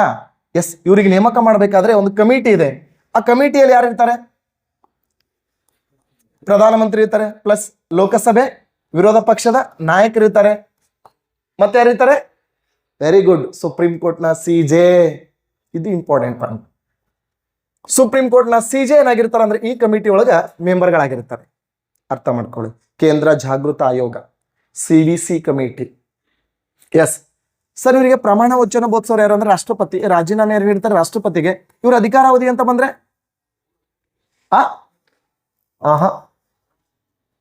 ನೋ ಇವ್ರ ಅಧಿಕಾರಾವಧಿ ಅಂದ್ರೆ ಎಷ್ಟು? 65 ಅಥವಾ 4. ಎಸ್, CAG 65 ಅಥವಾ 6, ಸುಪ್ರೀಂ ಕೋರ್ಟ್ 65 ಅಥವಾ 6, ಹೈಕೋರ್ಟ್ 62 ಅಥವಾ 6, ಪ್ರಧಾನಮಂತ್ರಿ, ರಾಷ್ಟ್ರಪತಿ, ಉಪರಾಷ್ಟ್ರಪತಿ, ರಾಜ್ಯಪಾಲ, UPSC 65 ಅಥವಾ 6, KPSC 62 ಅಥವಾ 6. ಅರ್ಥ ಮಾಡ್ಕೊಡ್ರಿ. ಅಧಿಕಾರಾವಧಿ ಮೇಲೆ ಒಂದು ಕ್ವಶನ್ ಇಡ್ತಾನೆ. ಹಾಗಾದ್ರೆ ಕೇಂದ್ರ ಜಾಗೃತ ಆಯೋಗ 65 ಅಥವಾ 3? 65 ಅಥವಾ 3? ಜಸ್ಟ್ ನಿನಗೆ ಹೇಳಿದಿನಲ್ಲ. ಯಾವುದು ಸರಿ? ಕೇಂದ್ರ ಮಾಹಿತಿ ಹಕ್ಕು ಆಯೋಗ 65 ಅಥವಾ 3 ಕರೆಕ್ಟ್ ಅದ, ಹೌದಾ ಇಲ್ಲೋ? ಹಿಂಗಾಗಿದನ. ಎಸ್, ಓಕೆ 65 ಅಥವಾ 4 ಮರು ಆಯ್ಕೆ ಆಗಲ್ಲ. ಎಸ್, ಹಾಗಾದ್ರೆ ಸರ್ ಇವರ ವೇತನ ಎಲ್ಲಿಂದ ಕೊಡ್ತಾರೆ ಅಂದ್ರೆ ಕೇಂದ್ರ ಸಂಚಿತ ನಿಧಿಯಿಂದ ಕೊಡ್ತಾರೆ. ಇದ್ರ ಬಗ್ಗೆ ಬಹಳ ಗೊಂದಲ ಮಾಡ್ಕೊಳಕ್ ಹೋಗ್ಬೇಡ್ರಿ. ಹಾಗಾದ್ರೆ ಕೇಂದ್ರ ಸಂಚಿತ ನಿಧಿ ಬಗ್ಗೆ ತಿಳಿಸುವ ವಿಧಿ ಯಾವುದು? 266. ಕೇಂದ್ರ ಸಂಚಿತ ನಿಧಿ ಅಂದ್ರೆ ಕೂಡಿಟ್ಟ ನಿಧಿ, ಸಾದಿಲ್ವಾರು ನಿಧಿ ಅಂದ್ರ ಬಳಸಲ್ಪಡುವ ನಿಧಿ. ಕೂಡಿಟ್ಟ ನಿಧಿಗೆ ಸಂಚಿತ ನಿಧಿ ಅಂತಾರ, ಬಳಸಲ್ಪಡುವ ನಿಧಿಗೆ ಸಾದಿಲ್ವಾರು ನಿಧಿ ಅಂತ ಕರೀತಾರ. ಓಕೆನಾ? ಹಾಗಾದ್ರೆ ಸರ್ ಇವ್ರ ವೇತನ ಎಷ್ಟು ಕೊಡ್ತಾರ ಅಂದ್ರೆ 2.5, ಹೌದಾ? 2.5 ಲಕ್ಷದಷ್ಟು ಕೊಡ್ತಾರ. ಇವ್ರ ವೇತನ ಪರಿಷ್ಕರಣೆ ಮಾಡುವ ಅಧಿಕಾರ ಯಾರಿಗಿದೆ? ಸಂಸತ್ತಿಗಿದೆ. ಹಾಗಾದ್ರೆ ಇವ್ರನ್ನ ಪದಚ್ಯುತಿಗೊಳಿಸಬೇಕಾದ್ರೆ ರಾಷ್ಟ್ರಪತಿಗಳು ಶಿಫಾರಸು ಯಾರ್ದು? ಸಮಿತಿ ಶಿಫಾರಸು. ಯಾವ ಶಿಫಾರಸು? ಸಮಿತಿ. ಹಾಗಾದ್ರೆ ಅರ್ಹತೆಗಳೇನ್ ಸರ್? ಅರ್ಥ ಮಾಡ್ಕೊಡ್ರಿ. ಕೇಂದ್ರ ಜಾಗೃತ ಆಯೋಗ, ಹೌದಾ? ಕೇಂದ್ರ ಜಾಗೃತ ಆಯೋಗ ಅದರ ಉದ್ದೇಶ ಏನಾಗ್ಯದಪ್ಪ ಅಂತಂದ್ರೆ ದೇಶದಲ್ಲಿ ತನಿಖೆ ಮಾಡೋದು. ಏನಾಗ್ಯದ್ರಿ? ತನಿಖೆ ಮಾಡೋದು. ಎಂತ ತನಿಖೆ? ಕಾಮಗಾರಿಗಳ ತನಿಖೆ. Very important. ಸರ್ಕಾರದ ಕಾಮಗಾರಿಗಳನ್ನ ತನಿಖೆ ಮಾಡ್ತದೆ, ಮೇಲಾಧಿಕಾರಿಗಳ ವಿಚಾರಣೆ ಮಾಡ್ತದೆ. ಅಷ್ಟೇ ಅಲ್ಲದೆ ಸಕಾಲಕ್ಕಂದ್ರೆ ಸರಿಯಾದ ಸಮಯಕ್ಕೆ ಅಧಿಕಾರಿಗಳು ಏನ್ ಮಾಡ್ಬೇಕಂದ್ರೆ ಈ ಆಯೋಗಕ್ಕೆ ಮಾಹಿತಿಯನ್ನು ಒದಗಿಸ್ಬೇಕು. ಇದು ಏನಾಗ್ಯದಪ್ಪ ಅಂದ್ರೆ ಇದರ ಮೂಲ ಉದ್ದೇಶ ಆಗ್ಯದ. ಅದಕ್ಕಾಗಿ ಇದರ ಅರ್ಹತೆಗಳು ಏನಾಗ್ಯಾವಪ್ಪ ಅಂತಂದ್ರೆ ಇದರಲ್ಲಿರುವಂತ ಅಧಿಕಾರಿಗಳು ಅಥವಾ ಈ ಸಮಿತಿಯಲ್ಲಿರುವಂತ ಸದಸ್ಯರು ಇದರ ಕುರಿತು ಇದನ್ನು ನಿಭಾಯಿಸುವಂತ ಸಾಮರ್ಥ್ಯ ಹೊಂದಿರಬೇಕು. ಮತ್ತೆ ಈ ಜಾಗೃತ ಆಯೋಗದ ಕುರಿತು ಇವರಿಗೆ ಮಾಹಿತಿ ಏನಿರಬೇಕು. ಅಂಥವ್ರನ್ನ ಏನ್ ಮಾಡ್ಲಾಗ್ತದಪ್ಪ ಅಂದ್ರ ನೇಮಕ ಮಾಡ್ಲಾಗ್ತದೆ. ಹಾಗಾದ್ರೆ ಸರ್ ಪ್ರೆಸೆಂಟ್ ಅಧ್ಯಕ್ಷರು ಯಾರು ಇದ್ದಾರೆ? ಶ್ರೀವಾಸ್ತ. ಯಾ ಶ್ರೀವಾಸ್ತ? ಪ್ರವೀಣ್ ಕುಮಾರ್ ಶ್ರೀವಾಸ್ತ. ಪ್ರೆಸೆಂಟ್ ಯಾರಿದ್ದಾರೆ? ಪ್ರವೀಣ್ ಕುಮಾರ್ ಶ್ರೀವಾಸ್ತ. Yes, okay. ಹಾಗಾದ್ರೆ ಕೇಂದ್ರ ಜಾಗೃತ ಆಯೋಗ ಸ್ಥಾಪನೆ ಮಾಡ್ಲಿಕ್ಕೆ ಶಿಫಾರಸ್ ಮಾಡಿದಂತ ಸಮಿತಿ ಯಾವುದು? ಯಾವಾಗ ಶಿಫಾರಸ್ ಮಾಡ್ತು? ಈ ಕೆ ಸಂತಾನಂ ಸಮಿತಿ ನಮ್ಮ ಪಂಚಾಯತಿಗಳಲ್ಲಿ ಬರ್ತದ ನೋಡ್ರಿ. ಪಂಚಾಯತ್ ರಾಜ್ ಸಂಸ್ಥೆಗಳಲ್ಲಿ ಬರ್ತದ ನೋಡ್ರಿ. ಕೆ ಸಂತಾನಂ ಸಮಿತಿ ಏನ್ ಗೊತ್ತಾ? ಸ್ಥಳೀಯ ಸಂಸ್ಥೆಗಳಿಗೆ ಹಣಕಾಸಿನ ಮೂಲವನ್ನ ಒದಗಿಸಬೇಕು ಅಂತ ಹೇಳ್ತದ ನೋಡ್ರಿ. ಸ್ಥಳೀಯ ಸಂಸ್ಥೆಗಳಿಗೆ ಹಣಕಾಸಿನ ಮೂಲವನ್ನ ಒದಗಿಸಬೇಕು. ರಾಜ್ಯದಲ್ಲಿ ರಾಜ್ಯ ಹಣಕಾಸು ಆಯೋಗಗಳನ್ನ ಸ್ಥಾಪನೆ ಮಾಡ್ಬೇಕಂತೇಳಿ ಹೇಳದಂತ ಮೊದಲ ಸಮಿತಿ ಯಾವ್ದಪ್ಪ ಅಂದ್ರೆ ಕೆ ಸಂತಾನಂ ಸಮಿತಿ. ಹಾಗಾದ್ರೆ ಸ್ಥಾಪನೆ ಆಗೋದು 2003ರಲ್ಲಿ. ನೇಮಕ ಮಾಡೋರು ರಾಷ್ಟ್ರಪತಿಗಳು. ಶಿಫಾರಸ್ ಮಾಡ್ಲಿಕ್ಕೆ ಒಂದು ಕಮಿಟಿ ಇರ್ತದೆ. ಆ ಕಮಿಟಿಯಲ್ಲಿ ಪ್ರಧಾನಮಂತ್ರಿಗಳಿರ್ತಾರೆ, ಲೋಕಸಭೆ ವಿರೋಧ ಪಕ್ಷದ ನಾಯಕರಿರ್ತಾರೆ, ಸುಪ್ರೀಂ ಕೋರ್ಟ್ನ CJಗಳಿರ್ತಾರೆ. ಬೈ ಚಾನ್ಸ್ CJ ಬಂದಿದ್ದಿಲ್ಲ ಅಂದ್ರೆ ಅವನಿಂದ ನೇಮಕಗೊಂಡ ಸದಸ್ಯರು ಇರ್ತಾರೆ. ಸುಪ್ರೀಂ ಕೋರ್ಟ್ನ CJಗಳಿಂದ ನೇಮಕಗೊಂಡ ಸದಸ್ಯರು ಏನಾಗಿರ್ತಾರೆ ಅಂದ್ರೆ ಕಮಿಟಿ ಒಳಗಿರ್ತಾರೆ. ಅದಕ್ಕೆ ಸರ್ ಪ್ರೆಸೆಂಟ್ ಯಾರಿದಾರಪ್ಪ ಅಂದ್ರೆ ಪ್ರವೀಣ್ ಕುಮಾರ್ ಶ್ರೀವಾಸ್ತ. ಯಾರಿದ್ದಾರೆ? ಪ್ರವೀಣ್ ಕುಮಾರ್ ಶ್ರೀವಾಸ್ತ ಅಂತ ತಿಳ್ಕೊಂಡು ಪ್ರೆಸೆಂಟ್ ಅಧ್ಯಕ್ಷರಾಗಿದ್ದಾರೆ. ಹಾಗಾದ್ರೆ ಇದು ಕೇಂದ್ರ ಜಾಗೃತ ಆಯೋಗ. ಉದ್ದೇಶ ಏನಾಗಿದಪ್ಪ ಅಂದ್ರೆ ಸರ್ಕಾರದ ಕಾಮಗಾರಿಗಳನ್ನ ಪರಿಶೀಲನೆ ಮಾಡೋದು. ಪ್ರಾಮಾಣಿಕವಾದ ಒಂದು ದಕ್ಷತೆಯಿಂದ ಕಾರ್ಯನಿರ್ವಹಿಸಲಿಕ್ಕೆ ಅಧಿಕಾರಿಗಳಿಗೆ ಸೂಚನೆ ನೀಡೋದು. ಇದರ ಅಧೀನದಲ್ಲಿರುವಂಥ ಸಂಸ್ಥೆಗಳು CBI, IB ಈ ರೀತಿ ಕೆಲವೊಂದು ಇಂಟೆಲಿಜೆನ್ಸಿ ಕಮಿಟಿಗಳಿದಾವೆ. ಆ ಕಮಿಟಿಗಳನ್ನು ಪರಿಶೀಲನೆ ಮಾಡ್ತದೆ. ಆದ್ರೆ ಇನ್ನೊಂದು ಗ್ರೇಟ್ ಪಾಯಿಂಟ್ ಏನ್ ಗೊತ್ತಾ, ಇವೆಲ್ಲವನ್ನ ಇದು ಪರಿಶೀಲನೆ ಮಾಡಿದ್ರೆ ಇದಕ್ಕೂ ಪರಿಶೀಲನೆ ಮಾಡ್ಲಿಕ್ಕೆ ಒಂದು ಕಮಿಟಿ ಇದೆ. ಯಾವ್ದು ಹೇಳ್ರಿ? ಯಾವ ಕಮಿಷನ್? ಲೋಕಪಾಲ ಕಮಿಷನ್. CVC ಅನ್ನು ಪರಿಶೀಲನೆ ಮಾಡುವಂತ ಕಮಿಷನ್ ಯಾವ್ದಪ್ಪ ಅಂದ್ರೆ ಲೋಕಪಾಲ. ಲೋಕಪಾಲ ಅಂತೂ ಅದು ಎಕ್ದಮ್ ಗ್ರೇಟ್. ಅದು ಇಡೀ ಇಂಡಿಯಾದಾಗ ಬೇಕಾದಂತ ಸಂಸ್ಥೆಗಳು ಬರಲಿ, ಅವುಗಳನ್ನ ತನಿಖೆ ಮಾಡ್ಲಿಕ್ಕೆ ಇರುವಂತ ಸಂಸ್ಥೆ ಯಾವ್ದಪ್ಪ ಅಂದ್ರೆ ಲೋಕಪಾಲ ಸಂಸ್ಥೆ. ಅದಕ್ಕೆ ಸರ್ ಇದೇನಪ್ಪ ಅಂದ್ರೆ ವೆರಿ ಇಂಪಾರ್ಟೆಂಟ್ ಆಗಿರುವಂತದ್ದು. ಆದ್ರೆ ನಮ್ದು ಒಂದೇ ಒಂದು ಕ್ವಶನ್ ಚರ್ಚೆ ಆಗಿದೆ ಇಲ್ಲಿ ತನ. ಈಗ ನೆಕ್ಸ್ಟ್ ಸೆಕೆಂಡ್ ಕ್ವಶನ್ ಅನ್ನ ತಗೊಂಡ್ ಬರ್ತೀನಿ. ವೆರಿ ವೆಲ್ ಕ್ವಶನ್ ತಗೊಂಡ್ ಬರ್ತೀನಿ. ಎಸ್, ಸ್ವಲ್ಪ ನೀಟಾಗಿ ಲಕ್ಷ್ಯ ಕೊಟ್ಟು ಆನ್ಸರ್ ಮಾಡ್ರಿ. ಸ್ವಲ್ಪ ಕ್ವಶನ್ ಏನ್ ಮಾಡ್ತೀನಿ ಅಂದ್ರೆ ಟ್ವಿಸ್ಟ್ ಆಗಿ ಕೊಡ್ತೀನಿ, ಹೌದಾ? ಎಸ್, ಕ್ವಶನ್ ನಂಬರ್ 2 ಏನ್ ಸರ್ ಕೊಡ್ತೀರಾ? ಕೊಡಿ question. Yes, very well question ಕೊಡ್ತೀನಿ. ಒಂದು ಏನಪ್ಪಾ ಅಂದ್ರೆ 352 ರಾಷ್ಟ್ರೀಯ ತುರ್ತು ಪರಿಸ್ಥಿತಿ ಅಂತ ಬರ್ತದೆ. 352 ರಾಷ್ಟ್ರೀಯ ತುರ್ತು ಪರಿಸ್ಥಿತಿ, ಹೌದಾ? ರಾಷ್ಟ್ರೀಯ ತುರ್ತು ಪರಿಸ್ಥಿತಿ ವಾಪಸ್ ಪಡೆಯುವಾಗ ಈ ಕೆಳಗಿನ ಬಹುಮತ ಬೇಕು ಅಥವಾ ಈ ಕೆಳಗಿನಂತೆ ವಾಪಸ್ ಪಡೆಯಲಾಗುತ್ತದೆ ಅಂತ ನನ್ನ ಪ್ರಶ್ನೆ. 352 ರಾಷ್ಟ್ರೀಯ ತುರ್ತು ಪರಿಸ್ಥಿತಿ ವಾಪಸ್ ಪಡಿಬೇಕಾದ್ರೆ ಈ ಕೆಳಗಿನ ಪ್ರೊಸೆಸ್ ಅನ್ನ ಪಾಸ್ ಮಾಡಬೇಕು. ನೋಡ್ರಿ, ಇದು ಒಂದು ಕ್ವಶನ್ ಸುಮಾರು ಒಂದು ಅರ್ಧ ಗಂಟೆ ಚರ್ಚೆ ಮಾಡೋಣ. Okay, yes. ಹಾಗಾದ್ರೆ options A, B, C, D. Options A, ಲೋಕಸಭೆಯ 1/10 ಸದಸ್ಯರ ಒಪ್ಪಿಗೆ. 1/10 ಸದಸ್ಯರ ಒಪ್ಪಿಗೆ. B, ಲೋಕಸಭೆಯ ಅರ್ಧದಷ್ಟು ಸದಸ್ಯರ ಒಪ್ಪಿಗೆ. C, ಸಂಸತ್ತಿನ ಅರ್ಧದಷ್ಟು ಸದಸ್ಯರ ಒಪ್ಪಿಗೆ. ಆಪ್ಷನ್ಸ್ D, ಲೋಕಸಭೆಯ ವಿಶೇಷ ಬಹುಮತದ ಸದಸ್ಯರ ಒಪ್ಪಿಗೆ. ಲೋಕಸಭೆಯ ವಿಶೇಷ ಸದಸ್ಯರ ಬಹುಮತದ ಒಪ್ಪಿಗೆ. ನನ್ನ ಕ್ವಶನ್ ಏನ್ ಗೊತ್ತಾ, 352 ಜಾರಿಗೊಳಿಸೋ ಪ್ರೊಸೆಸ್ ಕೇಳ್ತಾ ಇಲ್ಲ ನಾನು. 352 ವಾಪಸ್ ಪಡೆಯುವ ಪ್ರೊಸೆಸ್ ಅನ್ನ ಕೇಳ್ತಿದ್ದೀನಿ. ರಾಷ್ಟ್ರೀಯ ತುರ್ತು ಪರಿಸ್ಥಿತಿಯನ್ನ ವಾಪಸ್ ಪಡೆಯುವ ಪ್ರೊಸೆಸ್. ಎಸ್, ಏನವ್ರ ಕೈ ಐತ್ರಿ? A, B, very good. C, D, yes. Okay, ಬಿಡಿ. ಸರಿಯಾದಂತ ಉತ್ತರ ಯಾವ್ದಪ್ಪ ಅಂತಂದ್ರೆ ಮ್ಯಾಕ್ಸಿಮಮ್ ಉತ್ತರಗಳು ನಿಮ್ಮಿಂದ ಬಂದು ಆದ್ರೆ ಸಮ್ಮಿಶ್ರ ಉತ್ತರಗಳಾಗಿದ್ದು. ಹೌದಾ? ಇಷ್ಟು ಜನ ಕೂತಿದ್ರಿ, ಬಟ್ ಸಮ್ಮಿಶ್ರ ಉತ್ತರಗಳಾಗಿದ್ದು. ಸರಿಯಾದಂತ ಉತ್ತರ ಯಾವ್ದಪ್ಪ ಅಂತಂದ್ರೆ A is a right answer. Right answer. ಹೌದು, ಅರ್ಥ ಮಾಡ್ಕೊಳ್ರಿ, ನಾನು ಅದನ್ನೇ ಹೇಳ್ತಿದ್ದೀನಿ. ಹೌದಾ? ಕೆಲವೊಂದು ಪುಸ್ತಕಗಳಲ್ಲಿ ಏನ್ ಮಾಡಿದಾರಪ್ಪ ಅಂದ್ರೆ ನಿಮ್ಗೆ ಅದಕ್ಕೆ ಇಂಥ ಸಮಸ್ಯೆಗಳು ಉಂಟಾಗ ಸೀದಾ ನಮಗ್ ಗೋರ್ಮೆಂಟ್ ಆ ಥರ ಪುಸ್ತಕಗಳನ್ನ ಸರ್ಚ್ ಮಾಡ್ಬೇಕು ನಾವು. ಹೌದಾ? ಮ್ಯಾಕ್ಸಿಮಮ್ ಜನ ಏನಂತ ವಿಚಾರ ಮಾಡಿರ್ತೀರಿ ಅಂದ್ರೆ ಬಿ ಅಂತ ವಿಚಾರ ಮಾಡಿರ್ತೀರಿ, ಬಟ್ ಆನ್ಸರ್ ಈಸ್ ಬಿ ಅಲ್ಲ, ಎ ಇಸ್ ರೈಟ್ ಆನ್ಸರ್. ನಾನು ವಾಪಸ್ ಪಡೆಯುವುದು ಕೇಳ್ತಾ ಇದ್ದೀನಿ.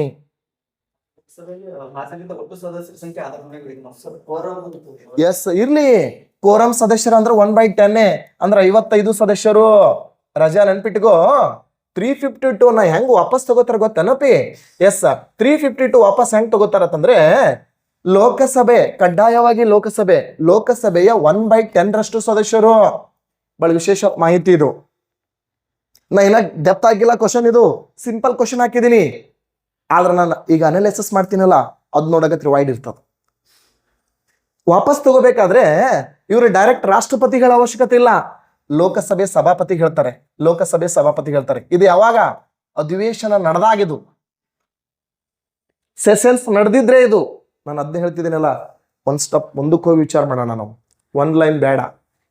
ಸೆಷನ್ಸ್ ನಡೆದಿದ್ರೆ ಲೋಕಸಭೆಯ ಸಭಾಪತಿ ಹೇಳ್ತಾರೆ. ಎಷ್ಟರಷ್ಟು ಸದಸ್ಯರು? 1/10 ಸದಸ್ಯರು. ಸರ್, ಸೆಷನ್ಸ್ ನಡೆದಿಲ್ಲ ಅಂದ್ರೆ ನೇರವಾಗಿ ರಾಷ್ಟ್ರಪತಿ ಹೇಳ್ತಾರೆ.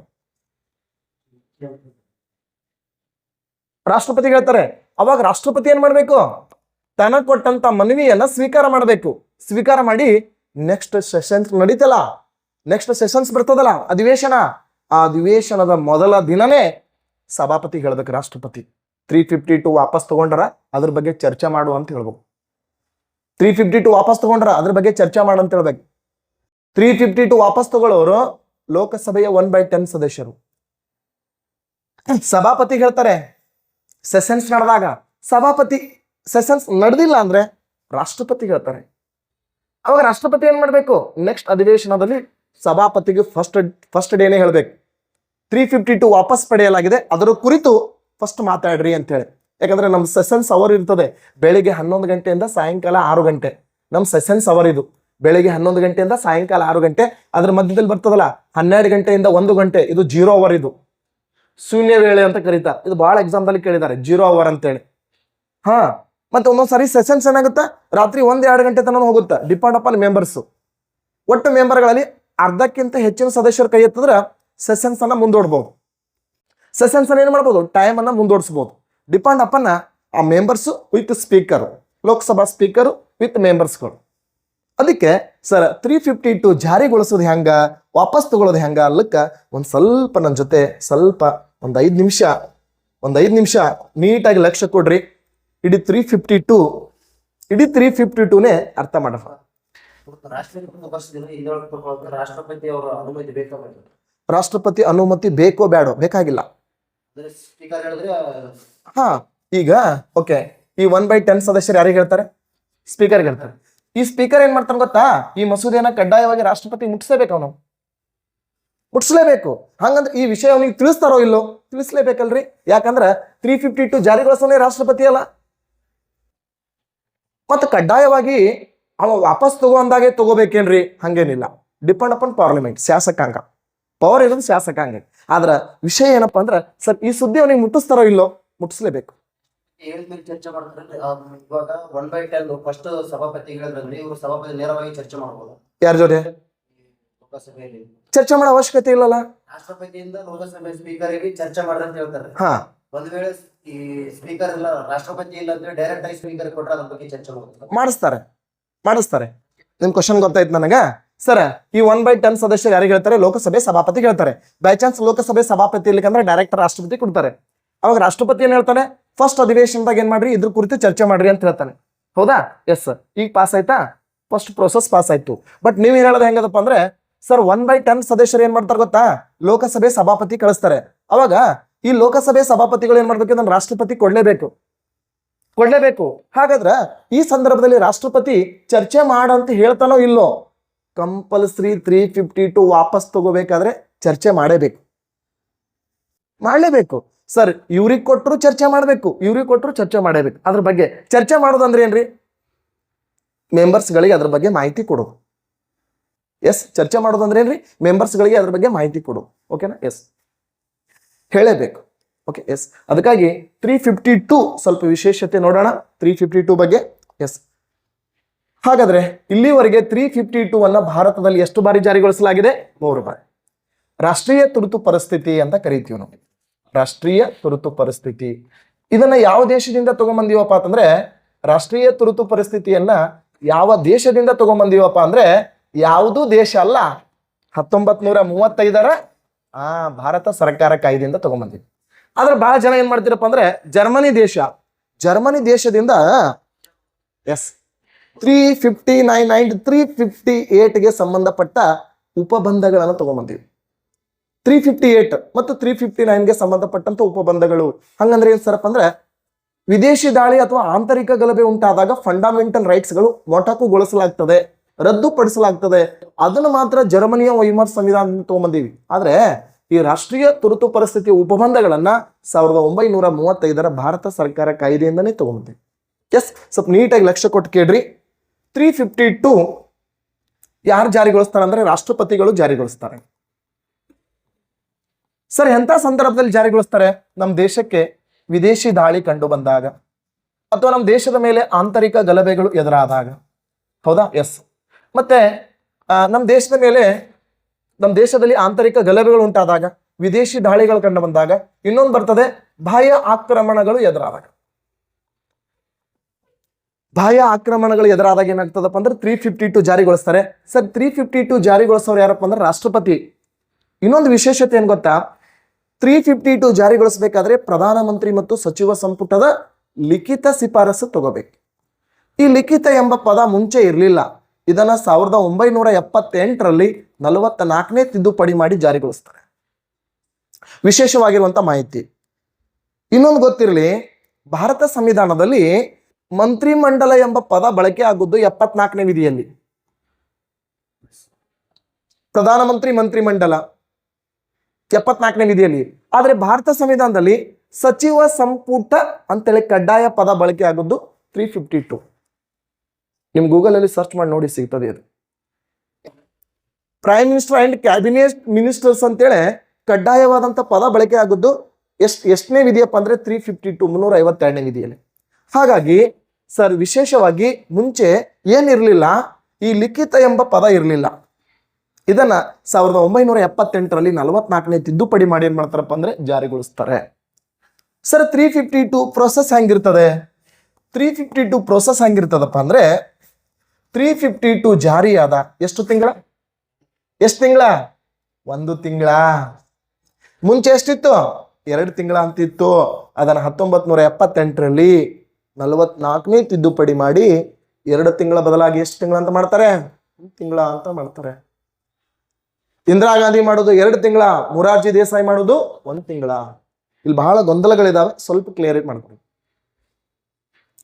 352 ಜಾರಿಗೊಂಡ 1 ತಿಂಗಳ ಒಳಗಾಗಿ ಸಂಸತ್ತಿನ ಉಭಯ ಸದನಗಳಾದಂತ ರಾಜ್ಯಸಭೆ ಮತ್ತು ಲೋಕಸಭೆಯಲ್ಲಿ 1/2 2/3 ವೆರಿ ಗುಡ್, 2/3 ಎಸ್, ವಿಶೇಷ ಬಹುಮತ. 352 ಜಾರಿಗೊಂಡ 1 ತಿಂಗಳ ಒಳಗಾಗಿ ಉಭಯ ಸದನಗಳಲ್ಲಿ 2/3 ವಿಶೇಷ ಬಹುಮತ ಸಾಬೀತುಪಡಿಸಬೇಕು. ಎಸ್ ಸರ್, ಇದು ಎಷ್ಟು ತಿಂಗಳಿರ್ತದೆ? 6 ತಿಂಗಳ. ಮತ್ತೆ ಮುಂದುವರ್ಸ್ಬೇಕಾದ್ರೆ ಮತ್ತೆ 2/3, ಮತ್ತೆ 6 ತಿಂಗಳ. ಮತ್ತೆ ಮುಂದುವರ್ಸ್ಬೇಕಾದ್ರೆ ಮತ್ತೆ 2/3, ಮತ್ತೆ 6 ತಿಂಗಳ. ಸರ್, ಹಿಂಗೆ ಎಲ್ಲಿವರೆಗೆ? ಅನಿರ್ದಿಷ್ಟ, ಎಂಡೇ ಇಲ್ಲ. ನಾನೊಂದು ಕ್ವಶನ್ ಏನ್ ಗೊತ್ತಾ? ಒಂದು ಕ್ವಶನ್ ಏನಪ್ಪಾ ಅಂದ್ರೆ, 352 ಜಾರಿಯಲ್ಲಿದ್ದಾಗ ಲೋಕಸಭೆ ವಿಸರ್ಜನೆ ಆದರೆ, ಅಥವಾ ಲೋಕಸಭೆ ಅಧಿಕಾರಾವಧಿ ಮುಗಿದ್ರೆ, ಅಥವಾ 352 ಜಾರಿಯಲ್ಲಿದ್ದಾಗ ಲೋಕಸಭೆ ವಿಸರ್ಜನೆ ಆದ್ರೆ 352 ಹೆಂಗ್ ಪಾಸ್ ಮಾಡ್ತಾರೆ? Very good. ರಾಜ್ಯಸಭೆಯಲ್ಲಿ 2/3 ಪ್ರೊಸೆಸ್. ನಂತರ ಚುನಾವಣೆ ಮುಗೀತು,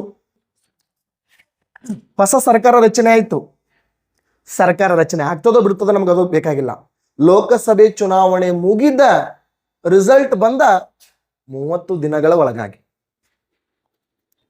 ದಿನಗಳ ಒಳಗಾಗಿ ಲೋಕಸಭೆಯಲ್ಲಿ 2/3 ವಿಶೇಷ ಬಹುಮತವನ್ನು ಸಾಬೀತುಪಡಿಸಿ ಈ 352 ಅನ್ನ ಮುಂದುವರಿಸ್ತಾರೆ. ಅರ್ಥ ಆಗ್ತಿದೇನಾ? ಎಸ್, ಕ್ಲಿಯರ್ ಆಗಿ ಅರ್ಥ ಮಾಡ್ಕೊಡ್ರಿ. ಯಾಕಂದ್ರೆ ನಮ್ಮ ಎಕ್ಸಾಮ್ದಲ್ಲಿ ಫೋಕಸ್ ಟಾಪಿಕ್ ಇವೆಲ್ಲ. National emergency, state emergency, financial emergency, ಇವೆಲ್ಲ ಫೋಕಸ್ ಆಗಿರುವಂತ ವಿಷಯಗಳು. ಹಾಗಾದ್ರೆ 352 ಜಾರಿಗೊಂಡ ಎಷ್ಟು ತಿಂಗಳ? ಮುಂಚೆ ಎಷ್ಟು ತಿಂಗಳ ಅಂತಿತ್ತು? ಯಾವ ವರ್ಷ? ಎಷ್ಟನೇ ತಿದ್ದುಪಡಿ ಮಾಡಿ? ಪ್ರಧಾನಮಂತ್ರಿ ಯಾರು? ಮೊರಾರ್ಜಿ ದೇಸಾಯಿ. ಹಾಗಾದ್ರೆ ಪ್ರತಿ 6 ತಿಂಗಳಿಗೊಮ್ಮೆ 2/3 ಬಹುಮತ ಸಾಬೀತುಪಡಿಸಿ ಅನಿರ್ದಿಷ್ಟ. ಹಾಗಾದ್ರೆ ಇನ್ನೊಂದು, ರಾಜ್ಯಸಭೆ ಲೋಕಸಭೆ ವಿಸರ್ಜನೆ ಆದ್ರೆ ಬಹುಮತ ಎಲ್ಲಿ ಸಾಬೀತುಪಡಿಸಬೇಕು? ರಾಜ್ಯಸಭೆ. ಹೊಸ ಲೋಕಸಭೆ ರಚನೆಯಾದ ಎಷ್ಟು ದಿನಗಳ ಒಳಗಾಗಿ? 30 ದಿನಗಳ ಒಳಗಾಗಿ. 352 ವಾಪಸ್ ಪಡಿಬೇಕಾದ್ರೆ, ನಾ ಹೇಳ್ದಲ್ಲ ಇಷ್ಟೊತ್ತು ರೂಲ್ಸು, ವಾಪಸ್ ಪಡಿಬೇಕಾದ್ರೆ ಲೋಕಸಭೆಯ 1/10 ಸದಸ್ಯರು, ಕೋರಂ ಸದಸ್ಯರು.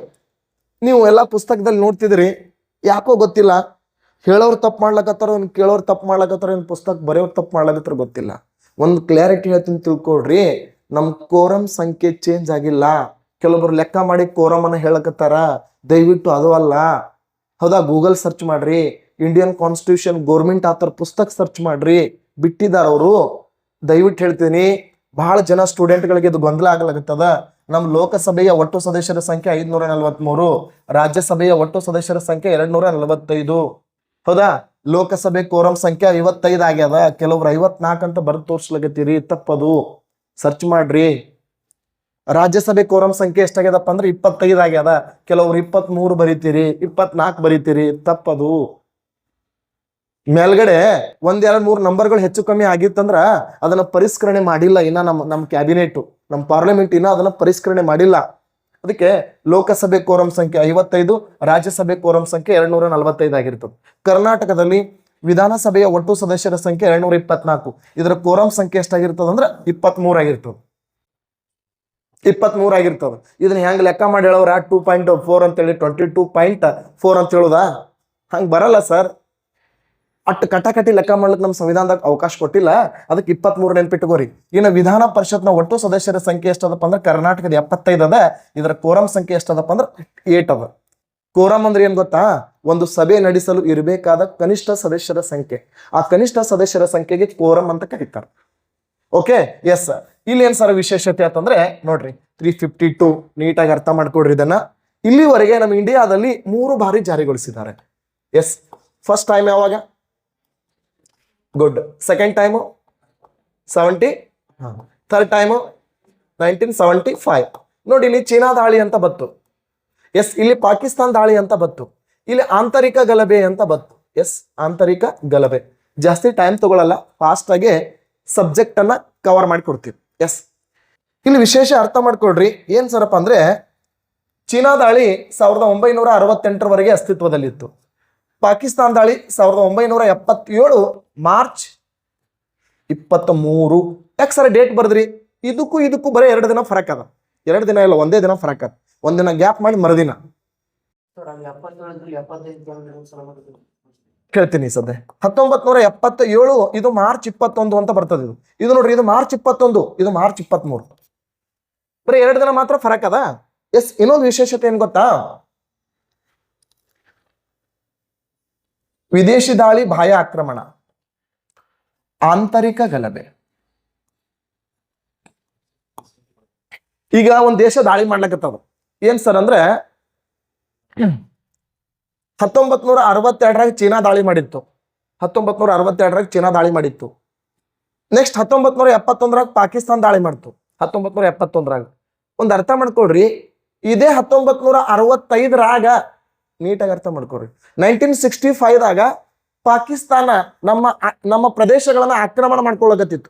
1965 ಅರ್ಥ ಮಾಡ್ಕೊಡ್ರಿ. ಲಾಲ್ ಬಹದ್ದೂರ್ ಶಾಸ್ತ್ರಿ ವಿದೇಶದಲ್ಲಿ ಮರಣ ಹೊಂತಾರೆ. ತಾಸ್ಕೆಂಟ್ ಒಪ್ಪಂದ ಅಂತ ಬರ್ತದೆ. ಅದಕ್ಕಿಂತ ಪೂರ್ವದಲ್ಲಿ ಭಾರತ ಮತ್ತು ಪಾಕಿಸ್ತಾನದ ಮಧ್ಯದಲ್ಲಿ ಗಲಭೆಗಳು ಉಂಟಾಗಿದ್ದು, ಪಾಕಿಸ್ತಾನದ ಸೇನಾ ಪಡೆಗಳು ಭಾರತದ ಭೂ ಪ್ರದೇಶವನ್ನ ಆಕ್ರಮಿಸ್ತಿರ್ತವೆ. ಆ ಸಂದರ್ಭದಲ್ಲಿ ನಾವು ಹೊಸ 352 ಜಾರಿಗೊಳಿಸ್ಲಕ್ ಬರಲ್ಲ. ಕ್ಲಿಯರ್ ಕಟ್ ಅರ್ಥ ಮಾಡ್ಕೋರಿ. ಈಗಾಗಲೇ ಒಂದು ದೇಶ ದಾಳಿ ಮಾಡ್ಯಾದ. ಎಸ್, ನನಗೆ ಎಷ್ಟು ಆಸಕ್ತಿ ಅದೋ ಅದ್ರ ಡಬಲ್ ಆಸಕ್ತಿ ನಿಮ್ಗಿರ್ಬೇಕು. ನಾಳೆಗೆ ನೌಕರಿ ಮಾಡೋರು ನೀವು, ಪಗಾರ ತಗೊಳ್ಳೋರು ನೀವು, ಖಾಕಿ ಹಾಕೊಳ್ಳೋರು ನೀವು, ಅಕೌಂಟ್ ನಿಮ್ದೇ ಕೊಟ್ಟಿರ್ತೀರಿ, ನಂದು ಕೊಟ್ಟಿರ್ತೀರನು?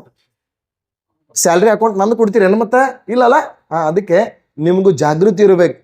ಯಾಕಂದ್ರೆ ಅವಾಗ ಏನಾಗ್ತಿರ್ತದಪ್ಪ ಅಂದ್ರೆ ಸ್ವಲ್ಪ ಯಾಕೋ ಹೊರಗೆ ಹೋಗಿ ಒಂದು ವಡಾಪಾವ್ ತಿಂದು ಬರ್ಬೇಕನೋ, ಚಾ ಕುಡಿದು ಬರ್ಬೇಕನೋ ಅನಿಸ್ತಿರ್ತದ, ಮನಸ್ಸು ಅನಿಸ್ತಿರ್ತದ.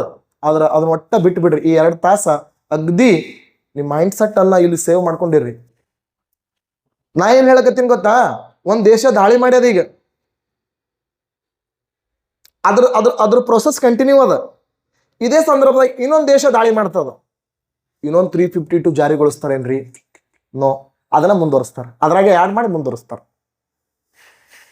ಅಂದ್ರೆ ಬಹಳ ಮಂದಿ ಕನ್ಫ್ಯೂಸ್ ಆಗ್ತದೆ. ಈಗ ಸರ 1971 ಪಾಕಿಸ್ತಾನ ದಾಳಿ ಮಾಡ್ಯಾವ, ಹೌದಿಲ್ಲ?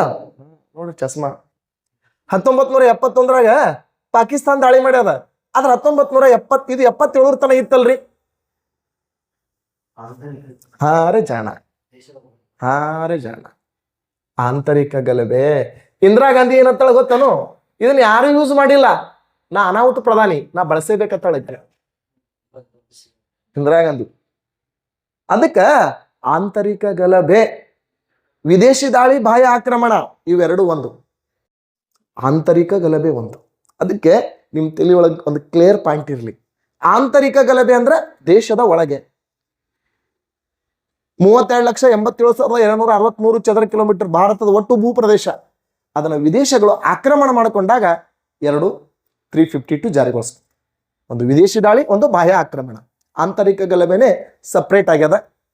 ಹಾಗಾದ್ರೆ ಸರ ಇಲ್ಲಿ 1962 ದೇಶದ ರಾಷ್ಟ್ರಪತಿ ಡಾಕ್ಟರ್ ಸರ್ವಪಲ್ಲಿ ರಾಧಾಕೃಷ್ಣ, ಪ್ರಧಾನಮಂತ್ರಿ ಯಾರಪ್ಪ ಅಂದ್ರೆ ನೆಹರು. ಇನ್ನು 1971 ರಾಷ್ಟ್ರಪತಿ ವಿ ಗಿರಿ. ಪ್ರಧಾನಮಂತ್ರಿ ಇಂದಿರಾ. 1975ರಲ್ಲಿ ರಾಷ್ಟ್ರಪತಿ ಫಕ್ರುದ್ದೀನ್ ಅಲಿ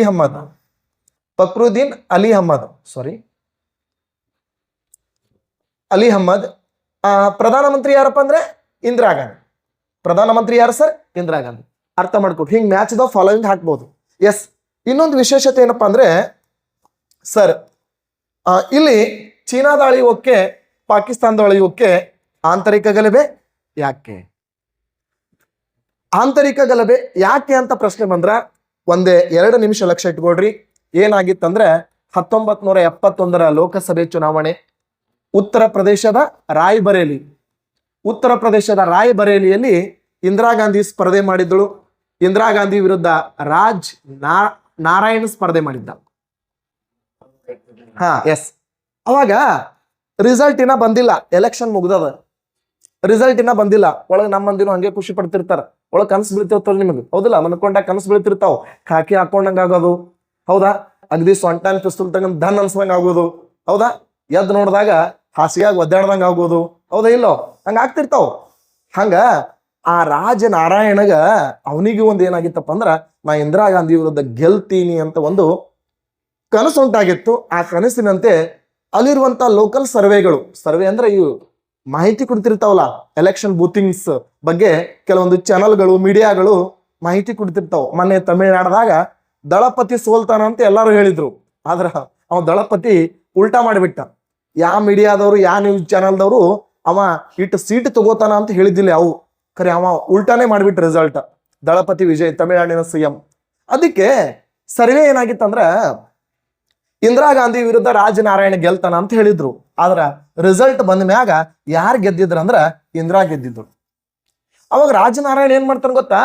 ಇಂದಿರಾ ಗಾಂಧಿ ವಿರುದ್ಧ, ನನ್ನ ವಿರುದ್ಧ ಅಕ್ರಮವಾಗಿ ಎಲೆಕ್ಷನ್ದಾಗ ಗೆದ್ದಾಳ, ರೊಕ್ಕ ಕೊಟ್ಟಾಳ, ದುಡ್ಡನ್ನ ಮತ್ತು ಅಧಿಕಾರಿಗಳನ್ನ ಖರೀದಿ ಮಾಡ್ಯಾಳ, ಬೂತಿಂಗ್ಗಳನ್ನ ಖರೀದಿ ಮಾಡ್ಯಾಳ, ಟೋಟಲ್ ಎಲೆಕ್ಷನ್ ಕಮಿಷನ್ಗಳಿಗೆ ಮೋಸ ಮಾಡಿ ಎಲೆಕ್ಷನ್ದಾಗ ಗೆದ್ದಾಳ ಅಂತ ತಿಳ್ಕೊಂಡು ಈ ನಾರಾಯಣ ಏನ್ ಮಾಡ್ತಾನ ಗೊತ್ತೇನ್ರಿ?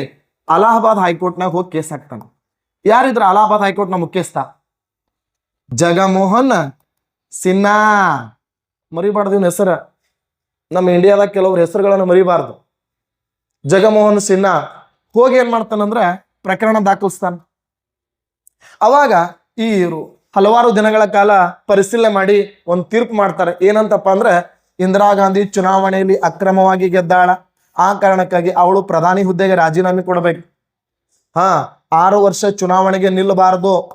ಅಷ್ಟೇ ಅಲ್ಲದೆ ಅವಳು ಸದ್ಯಕ್ಕೆ ಏನ್ ಮಾಡ್ಬೇಕಪ್ಪ ಅಂದ್ರೆ ಸಂಸತ್ ಸ್ಥಾನಕ್ಕೆ ರಾಜೀನಾಮೆ ಕೊಡಬೇಕು ಅಂತೇಳಿ ಯಾರು ಹೇಳ್ತಾರಪ್ಪ ಅಂದ್ರೆ ಜಗಮೋಹನ್ ಸಿನ್ಹಾ ಹೇಳ್ತಾನ. ಇದನ್ನು ಮುಂದಿಟ್ಟುಕೊಂಡು ಇಂದಿರಾ ಗಾಂಧಿ ಏನ್ ಮಾಡ್ತಾಳಪ್ಪ ಅಂದ್ರೆ ಸುಪ್ರೀಂ ಕೋರ್ಟಿಗೆ ಹೋಗ್ತಾಳೆ. ಅವಾಗ ಸುಪ್ರೀಂ ಕೋರ್ಟ್ನ ನ್ಯಾಯಾಧೀಶ ಕೃಷ್ಣ ಅಯ್ಯರ್ ಈ ಕೇಸನ್ನು ತಗೊಂಡು ಇಂದಿರಾ ಗಾಂಧಿಗೆ ಏನ್ ಮಾಡ್ತಾನಪ್ಪ ಅಂದ್ರೆ ಒಂದು ಭರವಸೆಯನ್ನ ಕೊಡ್ತಾನ. ನಾವು ಏನ್ ಮಾಡ್ತೀವಿ, ತಪ್ಪ ನಾರಾಯಣ್ ಮಾಡ್ಯಾನೋ ಗೊತ್ತಿಲ್ಲ, ಇಂದಿರಾ ಗಾಂಧಿ ಮಾಡ್ಯಾನೋ ಗೊತ್ತಿಲ್ಲ, ಆದ್ರೆ ನಾವು ಇದನ್ನ ಸಂಪೂರ್ಣವಾಗಿ ಪರಿಶೀಲಿಸ್ತೀವಿ ಅಂತ ತಿಳ್ಕೊಂಡು ಈ ಕೃಷ್ಣ ಅಯ್ಯರ್ ಏನ್ ಮಾಡ್ತಾನೆ ಗೊತ್ತಾ? ಅಲಹಾಬಾದ್ ಹೈಕೋರ್ಟ್ ಕೊಟ್ಟ ಎಲ್ಲಾ ತೀರ್ಪುಗಳನ್ನ ರದ್ದುಪಡಿಸ್ತಾನೆ. ಅಲಹಾಬಾದ್ ಹೈಕೋರ್ಟ್ ಕೊಟ್ಟ ಎಲ್ಲಾ ತೀರ್ಪುಗಳನ್ನ ರದ್ದುಪಡಿಸಿ ಇಂದಿರಾ ಗಾಂಧಿ ಚುನಾವಣೆಯಲ್ಲಿ ಅಕ್ರಮ ಮಾಡ್ಯಾಳೋ ಇಲ್ಲ ಅಂತೇಳಿ ಪ್ರೂವ್ ಮಾಡುವ ಸಲುವಾಗಿ ಒಂದು ಸಮಿತಿಯನ್ನ ನೇಮಕ ಮಾಡ್ತಾನ. ಅದು ನ್ಯಾಯಮೂರ್ತಿ ಶಾ ಸಮಿತಿ ಅಂತ ಬರ್ತದ. ಆದ್ರೆ ಮುಂದೆ ಏನಾಗ್ತದಪ್ಪ ಅಂದ್ರೆ ಇದನ್ನ ಮುಂದಿಟ್ಟುಕೊಂಡು ಈ ಸುಪ್ರೀಂ ಕೋರ್ಟ್ ಏನ್ ಮಾಡ್ತದಪ್ಪ ಅಂದ್ರೆ ಒಂದು ಐತಿಹಾಸಿಕ ತೀರ್ಪು ಕೊಡ್ತದ. ಏನಂತ ಐತಿಹಾಸಿಕ ತೀರ್ಪು ಕೊಡ್ತದಪ್ಪ ಅಂದ್ರ, ಇಂದಿರಾ ಗಾಂಧಿ ಎಲೆಕ್ಷನ್ದಲ್ಲಿ ಅಕ್ರಮವಾಗಿ ಗೆದ್ದಿಲ್ಲ, ಅವಳು ಸಕ್ರಮವಾಗಿ ಗೆದ್ದಿದ್ದಾಳ. ಒಂದು ಎಲೆಕ್ಷನ್ ಕ್ರಮ ಏನಾಗ್ಯದಪ್ಪ ಅಂದ್ರ ಸತ್ಯ ಅದ ಅಂತ ತಿಳ್ಕೊಂಡು ಐತಿಹಾಸಿಕ ತೀರ್ಪು ಕೊಡ್ತದ. ಅವಾಗ ದೇಶದಾದ್ಯಂತ ಜನ ಏನ್ ಮಾಡ್ತಾರಪ್ಪ ಅಂದ್ರೆ ಪ್ರತಿಭಟನೆ ಸ್ಟಾರ್ಟ್ ಮಾಡ್ಲಕ್ಕ. ಇಡೀ ದೇಶದಂತ ರೈಲ್ವೆ ಮಂಡಳಿಗಳು, ಕಾರ್ಮಿಕ ಮಂಡಳಿಗಳು, ಜಯಪ್ರಕಾಶ್ ನಾರಾಯಣ್ ಅವರು, ಮತ್ತೆ ಯಾರು ಈ ಶ್ಯಾಮ್ ಪ್ರಸಾದ್ ಮುಖರ್ಜಿ ಅವರು, ಹೌದಾ, ಮುರಾರ್ಜಿ ದೇಸಾಯಿ ಅವರು, ಏನ್ ಕಾಂಗ್ರೆಸ್ ತರ ಎಲ್ಲಾ ಪಕ್ಷಗಳು ಒಗ್ಗೂಡಿ ದೇಶದಾದ್ಯಂತ ಪ್ರತಿಭಟನೆ ಮಾಡ್ಲಿಕ್ಕೆ ಸ್ಟಾರ್ಟ್ ಮಾಡ್ತಾರ. ಅವಾಗ ಇಂದಿರಾ ಗಾಂಧಿ ಏನ್ ಮಾಡ್ತಾಳ ಅಂತಂದ್ರೆ 1975 ಜೂನ್ 25 ಮಧ್ಯರಾತ್ರಿ 2 ಗಂಟೆಗೆ ಏನ್ ಮಾಡ್ತಾಳಪ್ಪ ಅಂದ್ರೆ ರಾಷ್ಟ್ರೀಯ ತುರ್ತು ಪರಿಸ್ಥಿತಿಗೆ ಆದೇಶ ಮಾಡ್ತಾಳೆ. ಆಂತರಿಕ ಗಲಭೆ ಅಂತೇಳಿ ಪದವನ್ನ ಒಡ್ತಾಳೆ. ಒಡ್ಡಿ ಏನ್ ಮಾಡ್ತಾಳಪ್ಪ ಅಂದ್ರೆ ಈ ಪ್ರೊಸೆಸ್ ಅನ್ನ ಪಾಸ್ ಮಾಡ್ತಾಳೆ. ಆದ್ರೆ ಇನ್ನೂ ಏನು ವಿಶೇಷಪ್ಪ ಅಂತಂದ್ರೆ ಮುಂದ 1977-78 ಲೋಕಸಭೆ ಎಲೆಕ್ಷನ್ ಇರ್ತದ. ಈ ಎಲೆಕ್ಷನ್ ಕಿನ್ನ 8-9 ತಿಂಗಳು ಟೈಮ್ ಇರ್ತದ ಮುಗಿಬೇಕಾದ್ರ ಅವಧಿ. ಆದ್ರ ಅವಧಿಕ್ಕಿಂತ ಮುಂಚಿತವಾಗಿನೇ ಏನ್ ಮಾಡ್ತಾಳಪ್ಪ ಅಂದ್ರೆ ಲೋಕಸಭೆಯನ್ನು ವಿಸರ್ಜನೆ ಮಾಡ್ತಾಳೆ ಭಯಪಟ್ಟು. ಆದ್ರೆ ಮುಂದೆ ನಡೆದಂತ 78 ಲೋಕಸಭೆ ಚುನಾವಣೆಯಲ್ಲಿ ಇಡೀ ರಾಷ್ಟ್ರದಾದ್ಯಂತ ರಾಷ್ಟ್ರೀಯ ಕಾಂಗ್ರೆಸ್ ಸೋಲ್ತದ. ಖುದ್ದು ಇಂದಿರಾ ಗಾಂಧಿ ಸೋಲ್ತಾಳ. ಇಂದಿರಾ ಗಾಂಧಿಯ ವಿರುದ್ಧ ಉತ್ತರ ಪ್ರದೇಶದಲ್ಲಿ ರಾಯಬರೇಲಿಯಲ್ಲಿ ಪಂತ್ ಎನ್ನುವಂತ ವ್ಯಕ್ತಿ ವಿನ್ ಆಗ್ತಾನೆ. ಪಂತ್ ಅನ್ನುವಂತ ವ್ಯಕ್ತಿ ವಿನ್ ಆಗ್ತಾನೆ.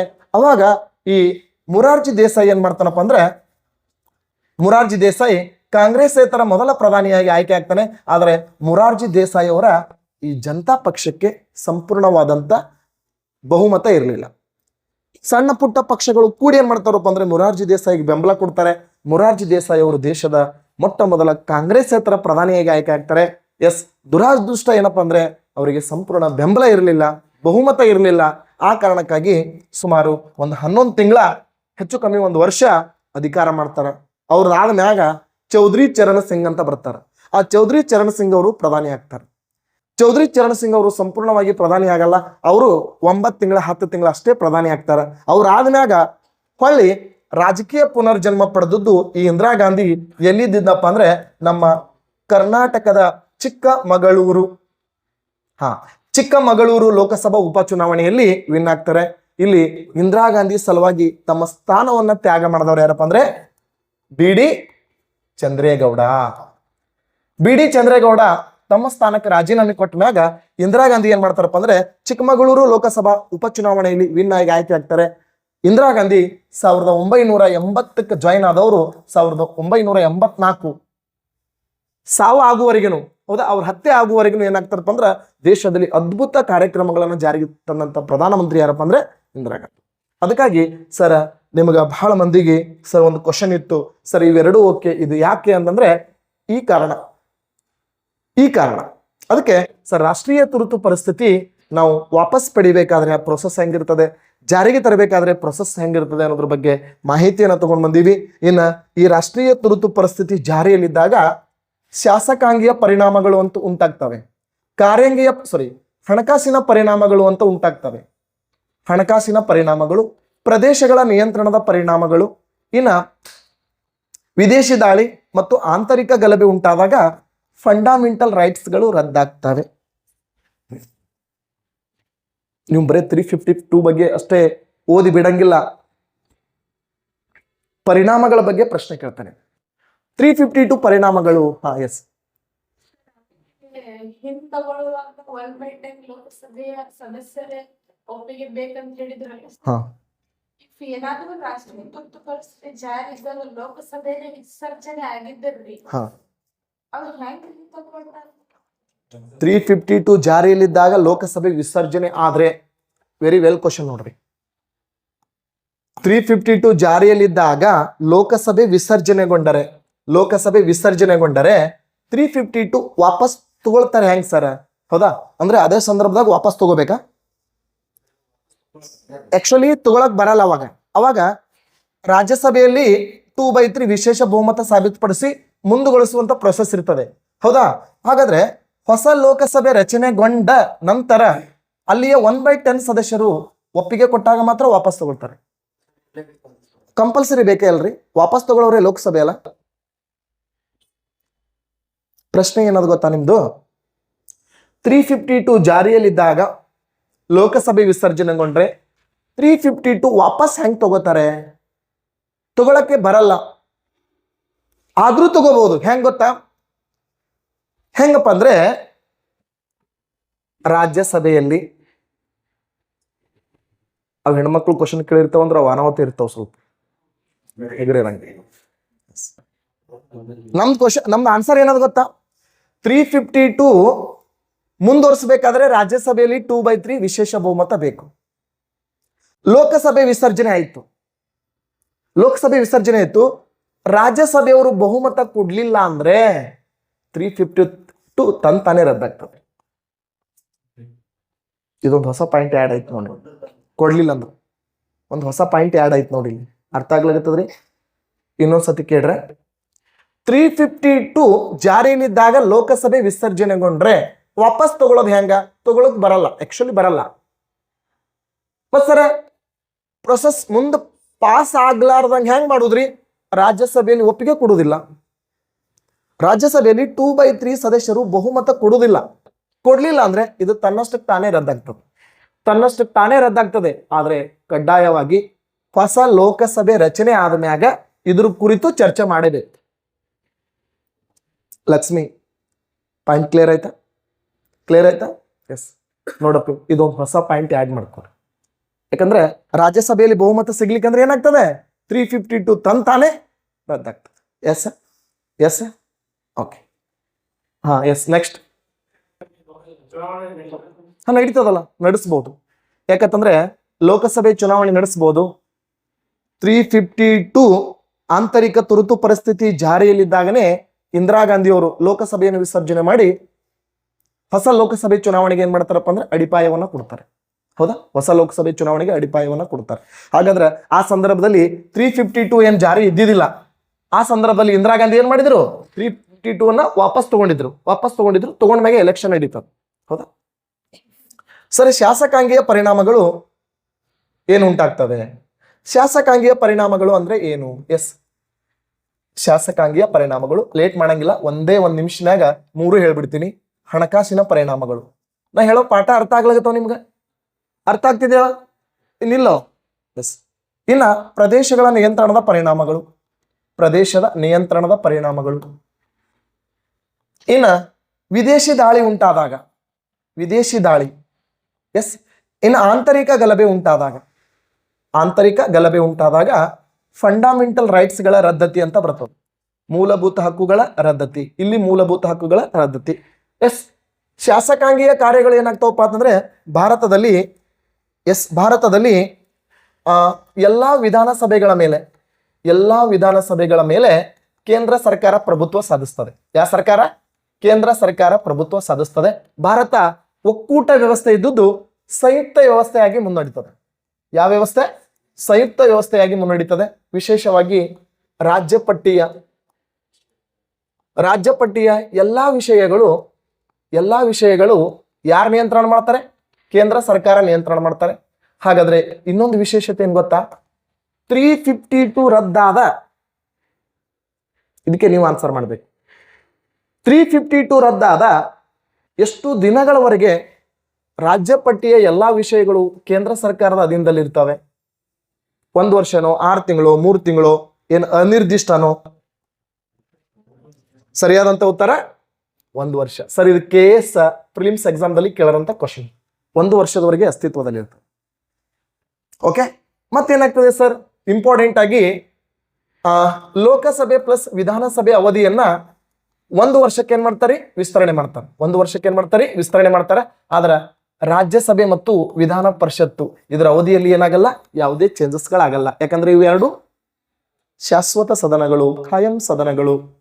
ಅದಕ್ಕೆ ಅದರಲ್ಲಿ ಏನು ಬದಲಾವಣೆಗಳಾಗಲ್ಲ. ಅದಕ್ಕೆ ನಾವು ಏನಂತ ಕರಿತೀವಿ ಅಂದ್ರೆ ಶಾಸಕಾಂಗೀಯ ಪರಿಣಾಮಗಳು ಅಂತ ಕರಿತೀವಿ. ಇನ್ನು ಹಣಕಾಸಿನ ಪರಿಣಾಮಗಳಂದ್ರೆ ಹಣಕಾಸು ಆಯೋಗಗಳು ರದ್ದಾಗಲ್ಲ, ಬಟ್ ಕೇಂದ್ರದಿಂದ ಬಿಡುಗಡೆಗೊಳ್ಳುವ ಯೋಜನೆಗಳು ಏನಾಗ್ತವೆ?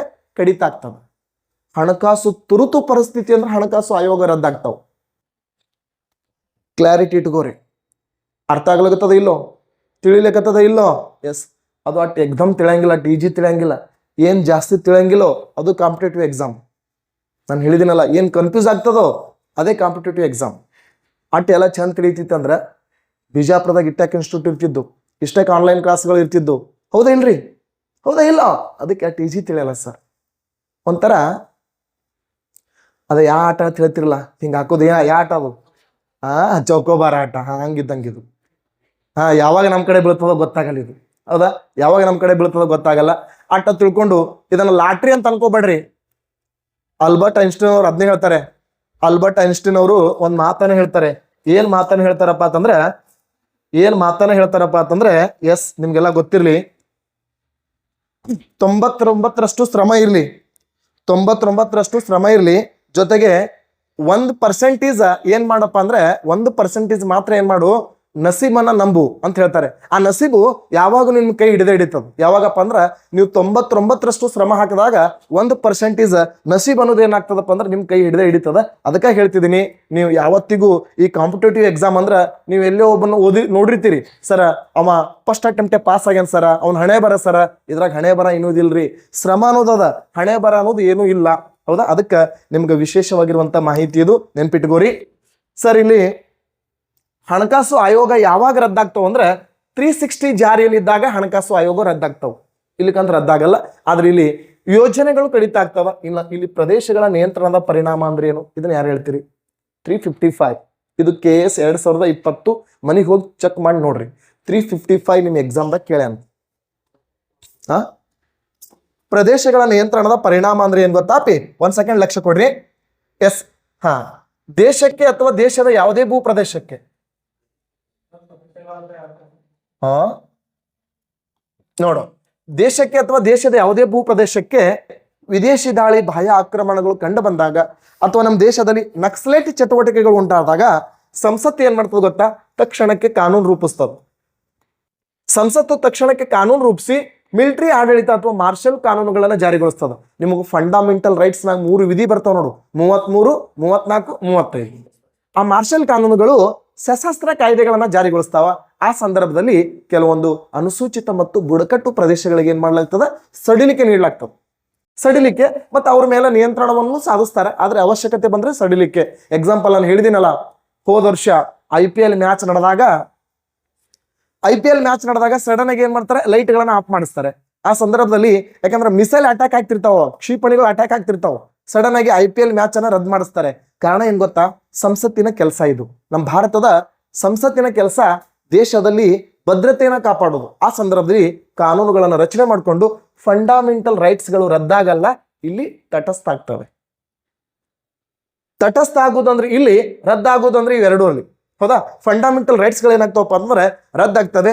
ಇದೇನಪ್ಪ ಅಂತಂದ್ರೆ ಬಹಳ ವಿಶೇಷವಾಗಿರುವಂತ ಮಾಹಿತಿ. ಓಕೆನಾ? ಎಸ್, ನಮ್ಮ ಫ್ರೆಂಡ್ಸ್ಗಳು ಕ್ಲಾಸ್ ಕೇಳೋದರ ಕೇಳಿ. ಓಕೆ, ಅದಕ್ಕೆ ಸರಿ ಏನಪ್ಪಾ ಅಂದ್ರೆ 358, 359 ಇವೆರಡೂ ವಿಧಿಗಳೇನಪ್ಪಾ ಅಂದ್ರೆ ಬಹಳ ಇಂಪಾರ್ಟೆಂಟ್ ಆಗಿರುವಂಥವು. ಹೌದಾ? 358, 359 ಏನ್ ಸರಪ್ಪ ಅಂದ್ರೆ ವಿದೇಶಿ ದಾಳಿ ಆದಾಗ ಮೂಲಭೂತ ಹಕ್ಕುಗಳಲ್ಲಿರುವಂತ 20 ಮತ್ತು 21 ಇವೆರಡೇ ಅಸ್ತಿತ್ವದಲ್ಲಿರ್ತಾವ. ಎಲ್ಲವೂ ಏನಾಗ್ತಾವಪ್ಪ ಅಂದ್ರೆ ರದ್ದಾಗ್ತಾವ. ಅದರ ಆಂತರಿಕ ಗಲಭೆ ಜಾರಿಯಲ್ಲಿದ್ದಾಗ 19, 20, 21 ಇವು 3 ಜಾರಿಯಲ್ಲಿ ಇರ್ತಾವ. ಉಳಿದುದು ಫಂಡಮೆಂಟಲ್ ರೈಟ್ಸ್ ಗಳು ಏನಾಗ್ತಾವ್ರಿ? ರದ್ದಾಗ್ತಾವ. ವಿದೇಶಿ ದಾಳಿ ಕಂಡು ಬಂದಾಗ 2 ಅಸ್ತಿತ್ವದಲ್ಲಿರ್ತಾವ. ಆಂತರಿಕ ತುರ್ತು ಪರಿಸ್ಥಿತಿ ಕಂಡು ಬಂದಾಗ 3 ಅಸ್ತಿತ್ವದಲ್ಲಿರ್ತಾವ. ಮತ್ತು ಇನ್ನೊಂದು ವಿಶೇಷತೆ ನೆನ್ಪಿಟ್ಕೋ, ಆಂತರಿಕ ಗಲಭೆ ಉಂಟಾದಾಗ 19ನೇ ವಿಧಿ ರದ್ದಾಗಬಾರದು ಅಂತ ಕಾನೂನು ಮಾಡ್ತಾರೆ. ಯಾವ ವರ್ಷ? 1978. ಎಷ್ಟನೇ ತಿದ್ದುಪಡಿ? ಎಸ್, ನಾನೇನು ಈ 352 ಒಂದ್ರ ಬಗ್ಗೆ ಚರ್ಚೆ ಮಾಡ್ತಿದ್ದೀನಲ್ಲ, ಅಟ್ ಸರಳ ಅನ್ಕೊಳಕ್ ಹೋಗ್ಬೇಡ್ರಿ ಇದನ್ನ. ಓಕೆನಾ? ವೆರಿ ಗುಡ್ ಪಾಯಿಂಟ್ ಆಗ್ಯಾವ. ಆ ಕಾರಣಕ್ಕಾಗಿ ಇದೇನಪ್ಪ ಅಂದ್ರೆ ಒಂದು ವಿಶೇಷವಾಗಿರುವಂತ ಮಾಹಿತಿ. 1 ಸೆಕೆಂಡ್, ಇವು 5 ವಿಧಿಗಳನ್ನ ಒಂದ್ಸತಿ ಕಣ್ಣಾಯಿಸ್ರಿ. 5 ವಿಧಿಗಳು ಬಹಳ ಇಂಪಾರ್ಟೆಂಟ್ ಆಗಿರುವಂತವು. ಒಂದ್ಸತಿ ನೋಡ್ಕೋರಿ. ಮತ್ತೆ ನಿಮ್ಗೆ ಏನಾರ ಡೌಟ್ಸ್ ಇದ್ರೆ ಆರಾಮಾಗಿ ಕೇಳ್ರಿ. ಹೇಳ್ರಿ. DPSP ಹೇಳ್ರಿ.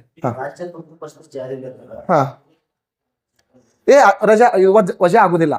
356 and 360. ಎಸ್ ಸರ್, 356 ರಾಜ್ಯ ತುರ್ತು ಪರಿಸ್ಥಿತಿ, 360 ಹಣಕಾಸು ತುರ್ತು ಪರಿಸ್ಥಿತಿ. ಇವೆರಡು ಜಾರಿಯಲ್ಲಿದ್ದಾಗ ಯಾವುದೇ ಫಂಡಮೆಂಟಲ್ ರೈಟ್ಸ್ ಗಳು ರದ್ದಾಗಲ್ಲ, ಎಲ್ಲವೂ ಅಸ್ತಿತ್ವದಲ್ಲಿರ್ತವೆ. ಆದ್ರ ವಿಶೇಷ ಏನಪ್ಪಾ ಅಂದ್ರೆ ಹಣಕಾಸು ತುರ್ತು ಪರಿಸ್ಥಿತಿ ಜಾರಿಯಲ್ಲಿದ್ದಾಗ ಸಂಪೂರ್ಣವಾಗಿ ಎಲ್ಲ ಹಣಕಾಸು ಆಯೋಗಗಳು ರದ್ದಾಗ್ತವೆ. ಕೇಂದ್ರ ಹಣಕಾಸು ಆಯೋಗ, ರಾಜ್ಯ ಹಣಕಾಸು ಆಯೋಗ. ಇನ್ನು 360 ಜಾರಿಯಲ್ಲಿದ್ದಾಗ ಸರ್ಕಾರದ ಒಂದೂ ಸೌಲಭ್ಯಗಳು ಅಸ್ತಿತ್ವದಲ್ಲಿರಲ್ಲ, ಎಲ್ಲವೂ ರದ್ದಾಗ್ತವೆ. ಮತ್ತೆ ಕಾಲ್ಫಾರ್ಮ್ ಆಗಲ್ಲ, ನೌಕರರ ವೇತನ ಕಡಿತ ಮಾಡ್ತಾರೆ. ಆದ್ರೆ ಇಂಡಿಯಾದಲ್ಲಿ 1 ಟೈಮು ಅದು ಜಾರಿಗೊಳಿಸಿಲ್ಲ. ಇನ್ನು 356 ಜಾರಿಯಲ್ಲಿದ್ದಾಗ ಯಾವುದೇ ಫಂಡಮೆಂಟಲ್ ರೈಟ್ಸ್ ರದ್ದಾಗಲ್ಲ. ಆದ್ರೆ 6 ತಿಂಗಳ ಒಳಗಾಗಿ ಮರು ಚುನಾವಣೆ ನಡೆಸಬೇಕಂತ ಒಂದು ರೂಲ್ಸ್ ಇದೆ. ಓಕೆನಾ? ಇದು ಮಸ್ತ್ ಟಾಪಿಕ್, ಇದ್ರ ಬಗ್ಗೆನೂ ಚರ್ಚೆ ಮಾಡ್ತೀನಿ. ಓಕೆನಾ? ಎಸ್, ಇಂಪಾರ್ಟೆಂಟ್ ಆಗಿರುವಂಥದ್ದು ಯಾವ್ದಪ್ಪ ಅಂದ್ರೆ ಆರ್ಟಿಕಲ್ ನಂಬರ್ 352ಗೆ ಸಂಬಂಧಿಸಿದಂತೆ ನಾವು ಯಾವುದೋ ಒಂದು ಕ್ವಶನ್ ಹಾಕಿದ್ದೀವಿ. ಇದೆಯಲ್ಲ? ಎಸ್, ಈ ಕ್ವಶನ್ ಹಾಕಿದ್ದೀವಿ ನಾವು. ಹೌದಾ? ಎಸ್, ಇದು ಇಂಪಾರ್ಟೆಂಟ್ ಆಗಿರುವಂಥದ್ದು. ಈಗ ಇನ್ನೊಂದು ಫೇವ್ರೇಟ್ ಕ್ವಶನ್ ತಗೊಂಡ್ ಬರ್ತೀನಿ. ಆದ್ರೆ ನೀವು ಆನ್ಸರ್ ಮಾಡ್ಲಿಕ್ಕೆ ಒಬ್ರಿಗೂ ಕೊಡಂಗಿಲ್ಲ. ನೀವು ಒಬ್ರು ಆನ್ಸರ್ ಮಾಡಬಾರ್ದು. ಅಂತ ಕ್ವಶನ್ ಅನ್ನ ಈ ಸದ್ಯಕ್ಕೆ ಹಾಕ್ತೀನಿ. ಅದು ಯಾವ ಕ್ವಶನ್ ಸರ್ ನೋಡೋಣ ಕೇಳ್ರಿ. ಎಸ್, ಏನ್ ಕ್ವಶನ್ ಅಂದ್ರೆ ಎಸ್ ಕ್ವಶನ್ ನಂಬರ್ ಏನು ಅಂತ ಹೇಳಿ ಆಮ್ಯಾಗ ಹೇಳ್ತೀನಿ. ಕ್ವಶನ್ ಏನು ಅಂತ ಹೇಳಿ ಆಮ್ಯಾಗ ಹೇಳ್ತೀನಿ. ಈ ಸದ್ಯಕ್ಕೆ article number 108, article number 118, article number 1, 2, 3, article number 108. ಏನ್ ಸರ್ ಕ್ವಶನ್ ಅಪ್ಪ ಅಂದ್ರೆ ಡಬಲ್ ಅದು. ಎಸ್ ಡಬಲ್ ಐತೇನ್ರಿ. ಎಸ್ 108 ಸಬ್ ಆರ್ಟಿಕಲ್ 1. ಎಸ್ 1 ಬರ್ದ್ರೆ ಮುಗದೆ ಬಿಡ್ತಿತ್ತು. ಕ್ವಶನ್ ನಂಬರ್ 3 ಏನ್ ಸರ್ಪ್ಪ ಅಂದ್ರೆ ಜಂಟಿ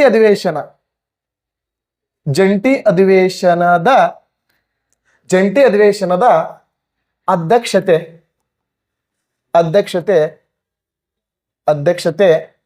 ಲೋಕಸಭೆ ಸಭಾಪತಿಗಳು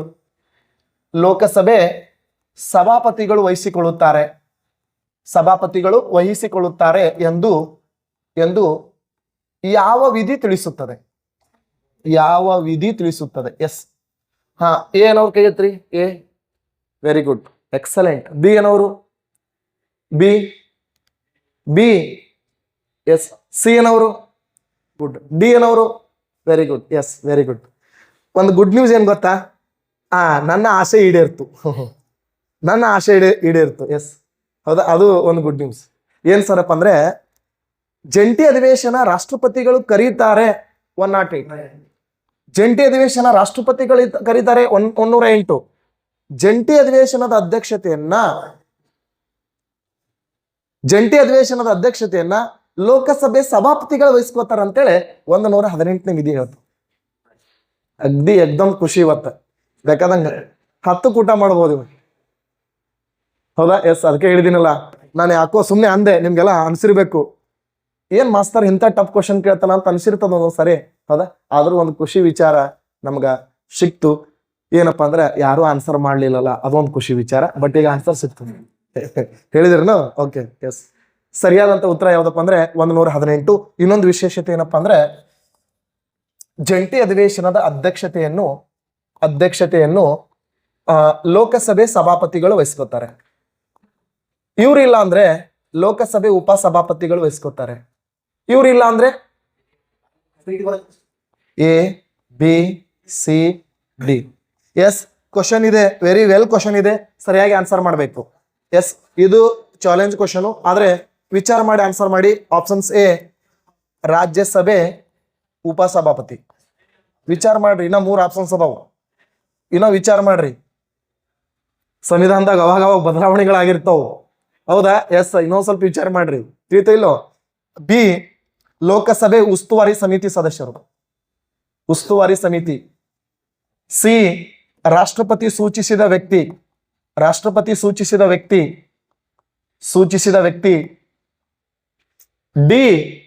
ಡಿ ರಾಜ್ಯಸಭೆ ಉಸ್ತುವಾರಿ ಸದಸ್ಯರು. ಈಗ ಆನ್ಸರ್ ಮಾಡ್ರಿ. ಜಂಟಿ ಅಧಿವೇಶನದ ಅಧ್ಯಕ್ಷತೆಯನ್ನ ಲೋಕಸಭೆ ಸಭಾಪತಿ ವಹಿಸ್ಕೋತಾರೆ. ಅವ್ರಿಲ್ಲ ಅಂದ್ರೆ ಲೋಕಸಭೆ ಉಪಸಭಾಪತಿಗಳು ವಹಿಸ್ಕೋತಾರೆ. ಅವರು ಇಲ್ಲ ಅಂದ್ರೆ ಯಾರು ವಹಿಸ್ಕೋತಾರೆ? ಎಸ್, ಏನವ್ರ ಕೈ ಎತ್ರಿ. A B C D. Very good. ಡಿಗೆ ಮ್ಯಾಕ್ಸಿಮಮ್ ಉತ್ತರಗಳು ಬಂದು ಬಹಳ ಖುಷಿ ವಿಚಾರ. ಸರಿಯಾದಂತ ಉತ್ತರ. ಒಂದೊಂದ್ ಸತಿ ಎಕ್ಸಾಮ್ದಾಗ ಏನಾಗ್ತದ ಗೊತ್ತನು, ಆಟ ಆಡೋ ಕ್ವಶನ್ ಇರ್ತಾವ. ಅದಕ್ಕೆ ಬೆಕ್ಕದಂತ ಆಟ ಆಡೋ ಕ್ವಶನ್ ಇದ್ರು ನಿಮ್ ತಲೆಯಾಗ ಒಂದು ಕ್ಲಿಯರಿಟಿ ಇರಬೇಕು. ಸರಿಯಾದಂತ ಉತ್ತರ ರಾಜ್ಯಸಭೆ ಉಪಸಭಾಪತಿ. ಗುಡ್. ಎಸ್, ಯಾಕೆ ಸರಪ್ಪ ಅಂದ್ರೆ ನಾನು ಇನ್ನೊಂದು ಕ್ವಶನ್ ಅರ್ಥ ಮಾಡ್ಕೊಡ್ರಿ. ಅಧ್ಯಕ್ಷತೆಯನ್ನ ಚೆನ್ನಾಗಿ ಕೇಳ್ರಿ. ಲೋಕಸಭೆ ಸಭಾಪತಿ ವಹಿಸ್ಕೋಬೇಕು, ಅವ್ರಿಲ್ಲಂದ್ರೆ ಉಪಸಭಾಪತಿ, ಅವ್ರಿಲ್ಲಂದ್ರೆ ರಾಜ್ಯಸಭೆ ಉಪಸಭಾಪತಿ. ಈ 3 ಜನ ಇಲ್ಲಂದ್ರೆ ಇನ್ನೊಂದು ಕೊಡ್ತೀವಿ ನೋಡಿ. Supreme court CJ. Yes sir. B ಏನವರು, ಸಿ ಏನವರು, ಡಿ ಏನವರು, ಇ ಏನವರು. ಎಸ್, ಇನ್ನೊಂದು ನೆನ್ಪಿಟ್ಟುಕೊಡ್ರಿ. Yes sir. ಓಕೆ. ಇವ್ರು 3 ಜನ ಇಲ್ಲ ಅಂದ್ರೆ ನೀವು ಜಂಟಿ ಅಧಿವೇಶನ ಕರೆಯಂಗಿಲ್ಲ ಅಂದ್ರ ಆಪ್ಷನ್ಸ್ ನಾಗ ಇತ್ತು ಸರಿ. ಬೈ ಚಾನ್ಸ್ ಇರ್ಲಿಕ್ಕಂದ್ರೆ ಏನಾಕವ್ರು? ರಾಷ್ಟ್ರಪತಿ ಸೂಚಿಸಿದ ವ್ಯಕ್ತಿ. MCQ ಅಲ್ಲಿ ಹೆಚ್ಚು ಕಮ್ಮಿ ಇರಲ್ಲ, ಅದು ಜಂಟಿ ಅಧಿವೇಶನ ಕರೆಯಂಗಿಲ್ಲ ಅಂತ ಇರಲ್ಲ, ಜಂಟಿ ಅಧಿವೇಶನ ಕರೆಯಂಗಿಲ್ಲ ಅಂತ ಇರಂಗಿಲ್ಲ. ಅದಕ್ಕಾಗಿ ಅವಾಗ ಏನ್ ಮಾಡ್ಬೇಕು ಗೊತ್ತಾ ನೀವು? ಅವಾಗ ಏನ್ ಮಾಡ್ಬೇಕಪ್ಪ ಅಂತಂದ್ರೆ ಅಧ್ಯಕ್ಷತೆಯನ್ನು ಯಾರು ವಹಿಸ್ಕೊತಾರ ಅಂದ್ರೆ ರಾಷ್ಟ್ರಪತಿ ಸೂಚಿಸಿದ ವ್ಯಕ್ತಿ. ಹಾಗಾದ್ರೆ ಜಂಟಿ ಅಧಿವೇಶನ ಇಲ್ಲಿವರೆಗೆ ಎಷ್ಟು ಬಾರಿ ಕರೆಯಲಾಗಿದೆ? ಎಷ್ಟು ಬಾರಿ? Very good. ಎಷ್ಟು ಬಾರಿ? 3 ಬಾರಿ. ಆನ್ಸರ್ 5 ಬಾರಿ. ಸಕ್ಸಸ್ ಆಗೋದು ಎಷ್ಟು ಬಾರಿ? ನಾ ಕೇಳೋದೇನು ಕ್ವಶನ್, ಕರೆದದ್ದು ಎಷ್ಟು ಬಾರಿ ಅಂತ ಕೇಳೀನಿ. ಕರೆದದ್ದು 5 ಬಾರಿ. ಸಕ್ಸಸ್ ಆಗೋದು ಎಷ್ಟು ಬಾರಿ? ಹಾಗಾದ್ರೆ ಸಕ್ಸಸ್ ಆಗೋದು 1 1961 ವರದಕ್ಷಿಣೆ ನಿಷೇಧ, 2 1978 ಬ್ಯಾಂಕಿಂಗ್ ಸೇವಾ ನಿಯಮಗಳು, 3ನೇದು 2002 ಭಯೋತ್ಪಾದನಾ ನಿಷೇಧ ಕಾಯ್ದೆ, ಪೋಟಾ ಕಾಯ್ದೆ, ಪ್ರೊಟೆಕ್ಷನ್ ಆಫ್ ಟೆರರಿಸಂ ಆಕ್ಟ್. ಹಾಗಾದ್ರೆ ಕರೆದದ್ದು ಎಷ್ಟು? 5 ಬಾರಿ. ಒಂದು ಈ ಪೊಕ್ಸೋ ರಿಲೇಟೆಡ್ ಜಂಟಿ ಅಧಿವೇಶನ ಕರೆದಿರ್ತಾರೆ. ಅದು ಆದ್ಮ್ಯಾಗ ಇನ್ನೊಂದು ಜಂಟಿ ಅಧಿವೇಶನ ಕರೆದದ್ದು ಯಾವಾಗಪ್ಪ ಅಂತಂದ್ರೆ ಈ ಮಹಿಳಾ ಮೀಸಲಾತಿ ಅಂತ ಅದಲ್ಲ, ಈ ಸದ್ಯಕ್ಕೆ ಲೋಕಸಭೆ ಮತ್ತು ವಿಧಾನಸಭೆಯಲ್ಲಿ ಮಹಿಳಾ ಮೀಸಲಾತಿ ಇದಕ್ಕೂ ಕರೆದಿದ್ರು, ಆದ್ರೆ ಸಕ್ಸಸ್ ಆಗಿಲ್ಲ. ಇವೆರಡೂ ಫೇಲ್ ಆಗಿದ್ದಾವ. ಬಟ್ ಸಕ್ಸಸ್ ಆಗೋದು ಎಷ್ಟಪ್ಪ ಅಂದ್ರೆ 3. ಆದ್ರೆ ನಿಮ್ಮ ಎಕ್ಸಾಮ್ದಲ್ಲಿ 5 ಅಂತ ಇಲ್ಲಿವರೆಗೆ ಪ್ರಶ್ನೆ ಕೇಳಿಲ್ಲ. 3 ಅಂತಾನೆ ಕೊಟ್ಟಿದ್ದಾನೆ. ಎಲ್ಲಾ ಪುಸ್ತಕದಲ್ಲಿ 3 ಅಂತಾನೆ ಇದೆ. ಆದ್ರೆ ಜಂಟಿ ಅಧಿವೇಶನ ಸಕ್ಸಸ್ ಆಗೋದು ಎಷ್ಟು ಬಾರಿ? ಹಾಗಾದ್ರೆ ಬಹಳ ವಿಶೇಷವಾಗಿರುವಂತದ್ದು, ಜಂಟಿ ಅಧಿವೇಶನವನ್ನ ಯಾರು ಕರೀತಾರೆ? ರಾಷ್ಟ್ರಪತಿ ಕರೀತಾರೆ. ಹಾಗಾದ್ರೆ ಇದು ರಾಷ್ಟ್ರಪತಿಯ ಯಾವ ಕಾರ್ಯ? ಎ ಶಾಸಕಾಂಗೀಯ, ಇನ್ನ 3 ಅದಾವ ತಡ್ರಿ. ಕಾರ್ಯಾಂಗೀಯ, ಸಿ ಕಾನೂನಾತ್ಮಕ, ಡಿ ವಿವೇಚನಾತ್ಮಕ. ಹೇಳ್ರಿ, ರಾಷ್ಟ್ರಪತಿಗಳು ಏನ್ ಮಾಡ್ತಾರೆ ಅಂದ್ರೆ ಜಂಟಿ ಅಧಿವೇಶನ ಕರೀತಾರೆ. ಇದು ಇವರ ಯಾವ ಕಾರ್ಯ? ಶಾಸಕಾಂಗ ಅನ್ನೋರ್ ಕೈ ಐತ್ರಿ. ಶಾಸಕಾಂಗ. Very good. 4 ಜನ, 3 ಜನ, 5 ಜನ. ಎಸ್, ಸರಿಯಾದಂತ ಉತ್ತರ ಶಾಸಕಾಂಗ. ಅಂದ್ರೆ ಉಳಿದವರೆಲ್ಲ ಇನ್ನ ಬ್ಯಾರೆ ವಿಚಾರ ಮಾಡ್ಲತ್ತಿರ ಅಂದಂಗ ಐತಲ್ಲ. ಎಸ್, ಶಾಸಕಾಂಗೀಯ. ಹೌದಾ? ಹಾಗಾದ್ರೆ ರಾಷ್ಟ್ರಪತಿಗಳು ವಿಟೋ ಚಲಾಯಿಸ್ತಾರೆ. ವಿಟೋ ಇದು ಅವರ ಯಾವ ಕಾರ್ಯ? ವಿವೇಚನಾ ಕಾರ್ಯ. ರಾಷ್ಟ್ರಪತಿಗಳು ವಿಟೋ ಚಲಾಯಿಸ್ತಾರೆ, ವಿವೇಚನಾ ಕಾರ್ಯ. ಇನ್ನ ರಾಷ್ಟ್ರಪತಿಗಳು ಏನ್ ಮಾಡ್ತಾರೆ ಗೊತ್ತಾ? ಸಮ್ಮಿಶ್ರ ಸರ್ಕಾರಕ್ಕೆ ಅವಕಾಶ ಕೊಡ್ತಾರೆ. ಸಮ್ಮಿಶ್ರ ಸರ್ಕಾರಕ್ಕೆ ಅವಕಾಶ ಕೊಡ್ತಾರೆ. ಅದು ಅವರ ಯಾವ ಕಾರ್ಯ? ವಿವೇಚನಾ ಕಾರ್ಯ. ಅರ್ಥ ಮಾಡ್ಕೊಡ್ರಿ. ರಾಷ್ಟ್ರಪತಿಗಳು ಏನ್ ಮಾಡ್ತಾರೆ ಅಂದ್ರೆ ಸುಪ್ರೀಂ ಕೋರ್ಟ್ನ ಸಿಜೆಗಳನ್ನ ನೇಮಕ ಮಾಡ್ತಾರೆ. ಸುಪ್ರೀಂ ಕೋರ್ಟ್ನ ಸಿಜೆ ಅದು ಅವರ ಯಾವ ಕಾರ್ಯ? ನ್ಯಾಯಾಂಗೀಯ ಕಾರ್ಯ. ರಾಷ್ಟ್ರಪತಿಗಳು ಪ್ರಧಾನಮಂತ್ರಿಗಳನ್ನ ನೇಮಕ ಮಾಡ್ತಾರೆ. ಯಾವ ಕಾರ್ಯ? ಕಾರ್ಯಾಂಗೀಯ ಕಾರ್ಯ. ರಾಷ್ಟ್ರಪತಿಗಳು UPSC ಅಧ್ಯಕ್ಷರನ್ನ ನೇಮಕ ಮಾಡ್ತಾರೆ. ರಾಷ್ಟ್ರಪತಿಗಳು ಲೋಕಪಾಲರನ್ನ ನೇಮಕ ಮಾಡ್ತಾರೆ. ಕಾರ್ಯಾಂಗೀಯ ಕಾರ್ಯ. ದೋಸ್ತ, ಎಲ್ಲಿ ಕಮಿಷನ್ಗಳ ಮುಖ್ಯಸ್ಥರನ್ನ ನೇಮಕ ಮಾಡ್ತಾರೋ, ಎಲ್ಲಿ ಕಮಿಷನ್ಸ್ಗಳನ್ನ ನೇಮಕ ಮಾಡ್ತಾರೋ ಅದೆಲ್ಲ ಕಾರ್ಯಾಂಗೀಯ ಕಾರ್ಯನೋ. ಅಗದಿ ಕಣ್ಣು ಮುಚ್ಚಿ ಗುಂಡು ಹಾಕೋದು ಅಷ್ಟೇ. OMR ಶೀಟ್ ನಿಮ್ದೇ ಇರ್ಬೇಕು ಮತ್ತೆ. ಕಣ್ಣು ಮುಚ್ಚಿ ಗುಂಡು ಹಾಕೋದಂದ್ರೆ ಹಂಗಲ್ಲ ಮತ್ತೆ. ಅದಕ್ಕೆ ಎಲ್ಲಿ ಅಧಿಕಾರಿಗಳನ್ನ ನೇಮಕ ಮಾಡ್ತಾರೋ ಅದೆಲ್ಲ ಕಾರ್ಯಾಂಗೀಯ ಕಾರ್ಯನು. ಅದಕ್ಕೆ ವೆರಿ ವೆಲ್ ಕ್ವಶನ್ ಇದನ್ನು. ಅದಕ್ಕೆ ಇಂಥ ಟ್ಯೂಸ್ಟ್ ಕ್ವಶನ್ಗಳು ನಮ್ ನೋಡ್ಲಿಕ್ಕೆ ಸಿಂಪಲ್ ಅನಿಸ್ತವೆ, ಆದ್ರೂ ಎಕ್ಸಾಮ್ದಲ್ಲಿ ಆಟ ಆಡಿಸ್ತವೆ. ಹೌದಾ? ಎಸ್. ಮತ್ತೆ ವೆರಿ ಇಂಪಾರ್ಟೆಂಟ್ ಆಗಿರುವಂತ 3ನೇ ಪ್ರಶ್ನೆ ನೋಡಿದೀವಿ. ಈಗ 4ನೇ ಪ್ರಶ್ನೆ. ಇದನ್ನು ಚಾಲೆಂಜಿಂಗ್ ಪ್ರಶ್ನೆ, ವೆರಿ ಚಾಲೆಂಜಿಂಗ್. ಇದಕ್ಕೂ ಟಫ್ ಮಾಡ್ತೀನಿ, ನಿಮ್ಗೆ ಬಿಡಂಗಿಲ್ಲ ನಾನು. ಏನ್ ಸರ್ಪ ಅಂದ್ರೆ, ಈಗ ನಿರ್ಮಲಾ ಸೀತಾರಾಮನ್ ಅವರು ಇದ್ದಾರೆ. ಹೌದಾ? ನಿರ್ಮಲಾ ಸೀತಾರಾಮನ್ ಕೇಳಿದ್ರಿ ಹೆಸರು? ನಿರ್ಮಲಾ ಸೀತಾರಾಮನ್ ಯಾವ ಸಚಿವರು ಇದ್ದಾರೆ ಇವರು? ಸೀತಾರಾಮನ್ ಹಣಕಾಸು ಸಚಿವರು ಇದ್ದಾರೆ. ಹೌದಾ? ಇಲ್ಲ ಮತ್ತೆ ಯಾರೋ ಹೇಳ್ತಾರಲ್ಲ, ಬೇರೆ ಅಂತ ಹೇಳ್ತಾರಲ್ಲ ಮಂದಿ ಕಡೆ. ಹಣಕಾಸು ಸಚಿವರು ಇದ್ದಾರೆ. ಕಾರ್ಪೊರೇಟರ್ ಅಂತ ಹೇಳ್ತಾರ ಅವರು. ಅದಕ್ಕೆ ಹಾಗಾದ್ರೆ ನಿರ್ಮಲಾ ಸೀತಾರಾಮನ್ ರಾಜ್ಯಸಭೆ ಸದಸ್ಯರು. ಎಸ್, ನಿರ್ಮಲಾ ಸೀತಾರಾಮನ್ ರಾಜ್ಯಸಭೆ ಸದಸ್ಯರು. ಇವರು ಉಭಯ ಸದನಗಳಲ್ಲಿ ಭಾಗವಹಿಸ್ತಾರ. ಉಭಯ ಸದನಗಳಲ್ಲಿ ಭಾಗವಹಿಸ್ತಾರೆ. ಹಾಗಾದ್ರೆ ಇವರಿಗೆ ಉಭಯ ಸದನಗಳಲ್ಲಿ ಭಾಗವಹಿಸಲಿಕ್ಕೆ ಅವಕಾಶ ನೀಡಿದ ವಿಧಿ ಯಾವುದು? Options: A 88, B 102, C 105. Options D 106. Question ಏನ್ ಗೊತ್ತಾ? ನಿರ್ಮಲಾ ಸೀತಾರಾಮನ್ ಪ್ರೆಸೆಂಟ್ ಹಣಕಾಸು ಮಂತ್ರಿಗಳು. ಅವರು ರಾಜ್ಯಸಭೆ ಸದಸ್ಯರಿದ್ದಾರೆ, ನಿಮಗೂ ಗೊತ್ತು ನಮಗೂ ಗೊತ್ತು. ಅವರು ಮೂಲತಃ ತಮಿಳುನಾಡದವರು, ಬಟ್ ಪ್ರೆಸೆಂಟ್ ಕರ್ನಾಟಕವನ್ನ ಪ್ರತಿನಿಧಿಸಿದ್ದಾರೆ. ಕರ್ನಾಟಕದಿಂದ ರಾಜ್ಯಸಭೆ ಸದಸ್ಯರಾಗಿ ಆಯ್ಕೆಯಾಗಿದ್ದಾರೆ. ಹಾಗಾದ್ರೆ ನಿರ್ಮಲಾ ಸೀತಾರಾಮನ್ ಅವರಿಗೆ ಸಂಸತ್ತಿನ ಉಭಯ ಸದನಗಳಲ್ಲಿ ಭಾಗವಹಿಸಲಿಕ್ಕೆ ಅವಕಾಶ ಕಲ್ಪಿಸಿದ ವಿಧಿ ಯಾವುದು? ಎಸ್, ಏನವ್ರ ಕೈ ಎತ್ರಿ? A very good. ಎಲ್ಲ ಹುಡುಗರು ಎಲ್ಲ ಕೈ ಎತ್ತಿದ್ರು, ಬಟ್ ಹುಡುಗಿಯರು ಯಾರು ಕೈ ಎತ್ತಿಲ್ಲ. ಎಸ್, ಜಾಸ್ತಿ ಓದ್ತಿದ್ರೆ ಹಿಂಗಾಗ್ತವೆ, ನಾವು ಜಾಸ್ತಿ ಸ್ಟಡಿ ಮಾಡ್ತಿದ್ರೆ ಹಿಂಗಾಗ್ತವೆ. ಓಕೆ, ಹಾ, ಬಿ ಏನವರು? B, good, excellent. ಸಿ ಏನವರು? Very good. ಡಿ ಏನವರು? Very very good. ಸರಿಯಾದಂತ ಉತ್ತರ ಏನ್ ಗೊತ್ತಾ? ಎಸ್, ಇದೇನಾ ಕ್ವಶನ್ ಹಿಂಗ್ ಕೊಟ್ರೆ ಹಂಗ ಆನ್ಸರ್ ಮಾಡ್ತೀರಿ? ಕ್ವಶನ್ ಹಿಂಗ್ ಕೊಟ್ರೆ ವಿತಿನ್ ಸೆಕೆಂಡ್ದಾಗ ಆನ್ಸರ್ ಮಾಡ್ತೀರಿ ನೋಡ್ರಿ. ಯಾವುದೇ ಸದನದ ಸದಸ್ಯನಲ್ಲದಿದ್ದರು ಅಟಾರ್ನಿ ಜನರಲ್ ಎಷ್ಟನೇ ವಿಧಿ ಪ್ರಕಾರ ಸಂಸತ್ತಿನ ಉಭಯ ಸದನಗಳಲ್ಲಿ ಭಾಗವಹಿಸ್ತಾರೆ? ಎಷ್ಟು? 70 ಅವ ನೇಮಕ ಆಗೋದು 76. ನಾ ಕೇಳೋದು ಭಾಗವಹಿಸೋದು.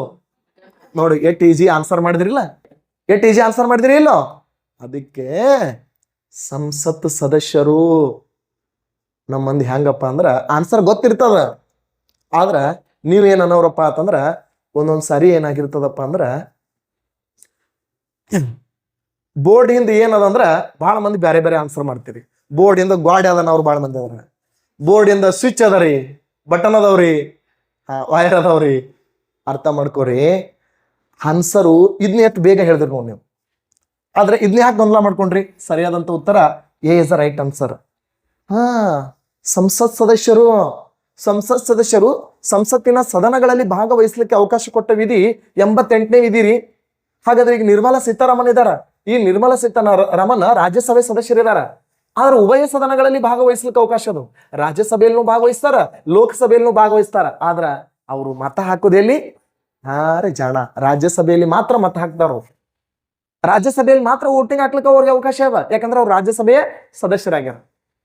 ಮಸೂದೆ ಮೇಲೆ ಓಟ್ ಹಾಕ್ಲಿಕ್ಕೆ ಅವಕಾಶ ಇಲ್ಲ ಅದ, ರಾಜ್ಯಸಭೆಯಲ್ಲಿ ಅದ. ಆದ್ರೆ ಯಾವುದೇ ಸದನದ ಸದಸ್ಯನಲ್ಲದಿದ್ದರೂ ಉಭಯ ಸದನಗಳಲ್ಲಿ ಭಾಗವಹಿಸುವ ವ್ಯಕ್ತಿ ಯಾರೇ? Attorney general. ಆದ್ರೆ ಇವನಿಗೇನಿಲ್ಲ, ಮತದಾನ ಮಾಡ್ಲಿಕ್ಕೆ ಅವಕಾಶಗಳು ಇಲ್ಲ. ಹಾಗಾದ್ರೆ ಅಟಾರ್ನಿ ಜನರಲ್ ಎಷ್ಟನೇ ವಿಧಿ ಪ್ರಕಾರ ಆಯ್ಕೆ ಆಗ್ತಾನ? 76. ಈಗೊಂದು ಕ್ವಶನ್ ಕೇಳ್ತೀನಿ, ನೀವು ಆನ್ಸರ್ ಹೇಳಿದ್ರಿ ಅಂದ್ರೆ ಬಹಳ ಚಂದ ಓದ್ಲಕತ್ರಿ PSI ಎಕ್ಸಾಮ್ ಅಂತ ಅನ್ಕೋತೀನಿ. ಅಡ್ವೊಕೇಟ್ ಜನರಲ್ ಅಂತ ಅದನ್ನ ಕೇಳಿರಿ. ಈ ಅಡ್ವೊಕೇಟ್ ಜನರಲ್ ಎಷ್ಟನೇ ವಿಧಿ ಪ್ರಕಾರ ಭಾಗವಹಿಸ್ತಾರ ಉಭಯ ಸದನಗಳಲ್ಲಿ?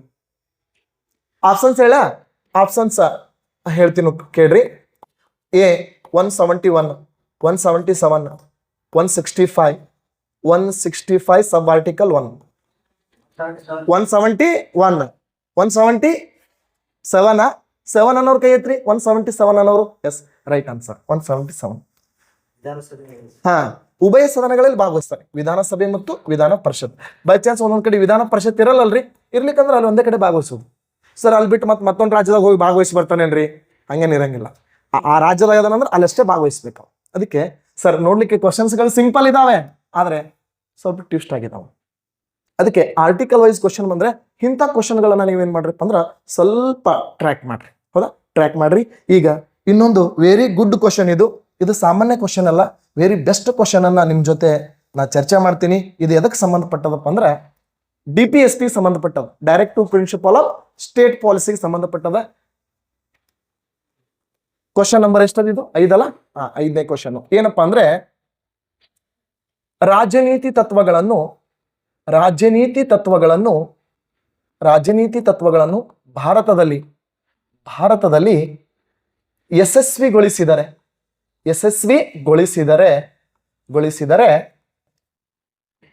ಇದು ಭೂಮಿಯ ಮೇಲಿನ ಸ್ವರ್ಗ ಆಗ್ತದ. ಭೂಮಿಯ ಮೇಲಿನ ಸ್ವರ್ಗ ಆಗ್ತದ ಇದು ಅಂತ ಒಬ್ಬ ವ್ಯಕ್ತಿ ಕಲ್ಪನೆ ಕೊಡ್ತಾನೆ. ಆ ವ್ಯಕ್ತಿ ಯಾರು ಅಂದ್ರೆ options A, B, C, D. A KT Shah, B MC Chagla, C doctor BR Ambedkar, options D doctor LM Singhvi. Answer ಮಾಡ್ರಿ. ರಾಜನೀತಿ ನಿರ್ದೇಶಕ ತತ್ವಗಳನ್ನ ಭಾರತದಲ್ಲಿ ಯಶಸ್ವಿಯಾಗಿ ಜಾರಿಗೊಳಿಸಿದರೆ ಭಾರತ ಭೂಮಿಯ ಮೇಲಿನ ಸ್ವರ್ಗ ಆಗ್ತದ. ಹೆಂಗಿರ್ಲಿಕ್ಕಿಲ್ಲದು ಭೂಮಿಯ ಮೇಲಿನ ಸ್ವರ್ಗ. ಹೌದಾ? ಎಸ್. ಎ ಅನ್ನೋರ್ ಕೈ ಎತ್ರಿ. A very good.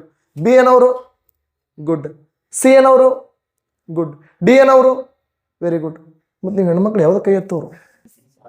ಈ ಒಂದು ಹಾಕ್ಲೇನಂತ MC ಚಾಂಗ್ಲಾ. ಎಸ್, ಸರಿಯಾದಂಥ ಉತ್ತರ. ಎಸ್, ಅವರು ಕರೆಕ್ಟ್ ಆದಂಥ ಉತ್ತರ ಕೊಟ್ಟರು. MC ಚಾಂಗ್ಲಾ ನೋಡಿ ಸರಿಯಾದಂಥ ಉತ್ತರ. ನೋಡ್ರಿ, ಭೂಮಿಯ ಮೇಲಿನ ಸ್ವರ್ಗ ಆಗ್ತದಂತ. ಹಾಗಾದ್ರೆ KT ಶಾ ಏನಂತ ಕರೀತಾರೆ? KT ಶಾ ಅವರು ಏನಂತ ಕರೀತಾರೆ? ಬ್ಯಾಂಕ್ ಚೆಕ್ ಅಂತ ಕರೀತಾರೆ. ಏನಂತ ಕರೀತಾರೆ? Bank cheque. ಬ್ಯಾಂಕ್ ಚೆಕ್ ಅಂತ ಕರೀತಾರೆ. ಇನ್ನ ಡಾಕ್ಟರ್ BR ಅಂಬೇಡ್ಕರ್ ಅವರು ಏನಂತ ಕರೀತಾರೆ? ಅಂಬೇಡ್ಕರ್ ಅವರು ಏನಂತ ಕರೀತಾರೆ? ವಿನೂತನ ಲಕ್ಷಣ, ಭವಿಷ್ಯತ್ತಿನ ಕಾದಂಬರಿಗಳು. ಅಪ್ಪಿ ಇದನ್ನ 2020 KS ಪ್ರಿಲಿಮ್ಸ್ ಅಲ್ಲಿ ಕೇಳಿದ ನಾವು. ವಿನೂತನ ಲಕ್ಷಣ ಅಂತ ಕರೆದವ್ರು ಯಾರು? Doctor BR Ambedkar. 2020 KS prelims ಅಲ್ಲಿ ಕೇಳಿದಾನೆ ಇದನ್ನ. ಹಾಗಾದ್ರೆ ಡಾಕ್ಟರ್ LM ಸಿಂಘ್ವಿ ಅವರು ಏನಂತ ಕರೀತಾರೆ? ಡಾಕ್ಟರ್ LM ಸಿಂಘ್ವಿ ಅವರು ಏನಂತ ಕರೀತಾರೆ? ಎಸ್, ಏನಂತ ಕರೀತಾರೆ? ನಿಂಗಮ್ಮಕ್ಕ ಏನಂತ ಕರೀತಾರೆ? ಎಸ್, ಸಂವಿಧಾನದ ಜೀವಧಾತು ಅಂತ ಕರೀತಾರೆ. ಏನಂತ ಕರೀತಾರೆ? ಜೀವಧಾತು. ಎಸ್, ಹಾಗಾದ್ರೆ ಇವುಗಳನ್ನ ಬ್ಯಾಂಕ್ ಚೆಕ್ ಅಂತ ಕರೆದವ್ರು ಯಾರಿ? ಭೂಮಿ ಮೇಲಿನ ಸ್ವರ್ಗ ಅಂತ ಕರೆದವ್ರು ಯಾರಿ? ವಿನೂತನ ಲಕ್ಷಣ ಅಂತ ಕರೆದವ್ರು ಯಾರಿ? ಜೀವಧಾತು ಅಂತ ಕರೆದವ್ರು ಯಾರಿ? ನಿಮ್ಗಿಂತ ಹೇಳಿಕೆಗಳು ಗೊತ್ತಿರ್ಬೇಕು.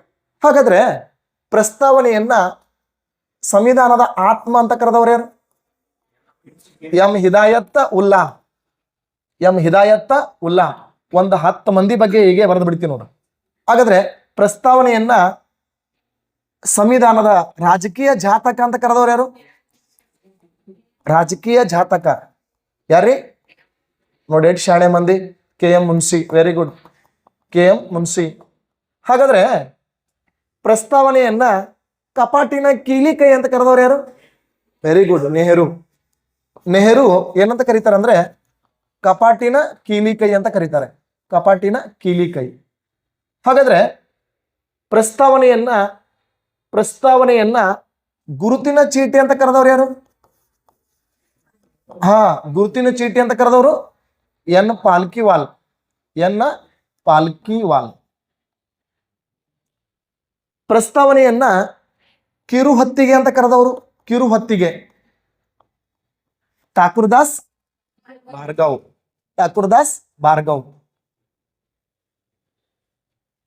ಕಿರುಹೊತ್ತಿಗೆ ಅಂತ ಕರೆದವ್ರು ಯಾರಿ? ಠಾಕುರ್ದಾಸ್ ಭಾರ್ಗವ್. ಹಾಗಾದ್ರೆ ಪ್ರಸ್ತಾವನೆಯನ್ನ ಸುಂದರ ಒಡವೆ ಅಂತ ಕರೆದವರು ಸುಂದರ ಒಡವೆ. ಎಸ್, ಇಲ್ಲಿ ಒಂದ್ ಸ್ವಲ್ಪ ಫೇಲ್ ಆಯ್ತು ನೋಡು. ಪ್ರಸ್ತಾವನೆಯನ್ನ ಸುಂದರ ಒಡವೆ ಅಂತ ಕರೆದವ್ರು ಯಾರು? ಠಾಕುರ್ದಾಸ್ ಭಾರ್ಗವ್. ಠಾಕುರ್ದಾಸ್ ಭಾರ್ಗವ್. ಹಾಗಾದ್ರೆ ಪ್ರಸ್ತಾವನೆಯನ್ನ ಕಿರುಹೊತ್ತಿಗೆ ಅಂತ ಕರೆದವರು ಪ್ರಸ್ತಾವನೆಯನ್ನ ಕಿರುಹೊತ್ತಿಗೆ ಅಂತ ಕರೆದವ್ರು ಯಾರು? ಕಿರುಹೊತ್ತಿಗೆ. ಸರಿಯಾದಂತ ಉತ್ತರ ಯಾವ್ದಪ್ಪ ಅಂದ್ರೆ, ಇವ್ರ ಹೆಸರು ಕೇಳಿರ್ತೀರಿ ನೀವು, ಅರ್ನೆಸ್ಟ್ ಅರ್ನೆಸ್ಟ್ ಬಾರ್ಕರ್. ಎಸ್, ಹಾಗಾದ್ರೆ ಪ್ರಸ್ತಾವನೆಯನ್ನ ಸಂವಿಧಾನದ ಆತ್ಮ ಅಂದವ್ರು ಯಾರು? ರಾಜಕೀಯ ಜಾತಕ ಅಂದವರು, ಕಪಾಟಿನ ಕೀಲಿಕೈ ಅಂದವರು, ಗುರುತಿನ ಚೀಟಿ ಅಂದವರು, ಹಾಗಾದ್ರೆ ಕಿರುಹೊತ್ತಿಗೆ ಅಂತ ಕರೆದವರು, ಸುಂದರ ಒಡವೆ ಅಂತ ಕರೆದವರು. ಬೇಕಾದ್ರೆ ಒಂದು ಗ್ಯಾರಂಟಿ ನೆನ್ಪಿಟ್ಕೋರಿ, ಇದ್ರಾಗ ಇಷ್ಟು ಬರ್ದಿನಲ್ಲ ಒಂದರೆ ಫಿಕ್ಸ್ ಇದ್ದುದೇ ಎಕ್ಸಾಮ್. ಇಷ್ಟು ಬರ್ದಿನಲ್ಲ ಇದ್ರಾಗ ಒಂದರೆ ಪಕ್ಕ ಎಕ್ಸಾಮ್ ಇದ್ದುದೇ. ನಾ 15 ಹೇಳಿದೀನಿ, 25 ಕ್ವಶನ್ಸ್ ಚರ್ಚೆ ಮಾಡೋಣ, ಅದರಲ್ಲಿ 10 ಟಾರ್ಗೆಟ್ ಅಂತ ತೊಗೊಂಡ್ಬಿಟ್ಟಿವಿ ನಾವು. ಎಷ್ಟ್ರಿ? 10. ಹಾಗಾದ್ರೆ ಈ DPSPಗಳಲ್ಲಿ ಮೋಸ್ಟ್ ಇಂಪಾರ್ಟೆಂಟ್ ಆಗಿ ನಮ್ಗೆ ಏನ್ ಸಿಗ್ತಾವಪ್ಪ ಅಂದ್ರ ಹೇಳಿಕೆಗಳು ಅಂತ ಸಿಗ್ತವೆ. ಹಾಗಾದ್ರೆ ಈ DPSPಗಳಲ್ಲಿ ಒಂದು ಇಂಪಾರ್ಟೆಂಟ್ ಕೇಸ್ ಬರ್ತದೆ.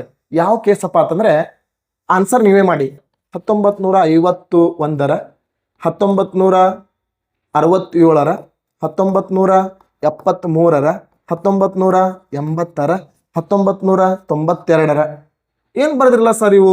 1 ಸೆಕೆಂಡ್ ಲಕ್ಷ್ಯ ಕೊಟ್ರ ಇದ್ರಾಗ ಒಂದು ಎಕ್ಸಾಮ ಪಕ್ಕ 1 ಮಾರ್ಕ್ಸ್ ನಿಮ್ಮ ಎಕ್ಸಾಮ್ದಾಗ ಬರ್ತದೆ. ಏನ್ ಸರ್?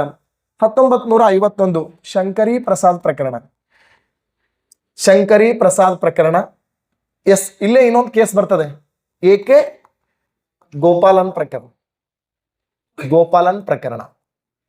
1967 ಗೋಲಕ್ನಾಥ್ ಪ್ರಕರಣ. ಗೋಲಕ್ನಾಥ್ ಪ್ರಕರಣ. ಕೇಶವಾನಂದ ಭಾರತಿ ಪ್ರಕರಣ. ಕೇಶವಾನಂದ ಭಾರತಿ ಪ್ರಕರಣ. ಎಸ್. ಮಿನರ್ವಾ ಮಿಲ್ಸ್ ಪ್ರಕರಣ. ಮಿನರ್ವಾ ಮಿಲ್ಸ್ ಪ್ರಕರಣ. ಇಂದ್ರ ಸಹಾನಿ ಪ್ರಕರಣ. ಇಂದ್ರ ಸಹಾನಿ ಪ್ರಕರಣ. ಹಾಗಾದ್ರೆ LIC ಆಫ್ ಇಂಡಿಯಾ 1995 ಬರ್ತದೆ. ಎಸ್, ನಾನು ಒಂದು ಕ್ವಶನ್ ಕೇಳ್ತೀನಿ, ಆನ್ಸರ್ ಯಾರು ಕರೆಕ್ಟ್ ಆಗಿ ಹೇಳ್ತೀರೋ ಎಸ್, ಇವತ್ತ ವಿಶೇಷವಾಗಿ ಏನಾರ ಒಂದು ಸ್ವೀಟ್ ಕೊಡೋಣ, ಚಾಕ್ಲೇಟ್ ಕೊಡೋಣ ಅಂತ, ಹೌದಾ?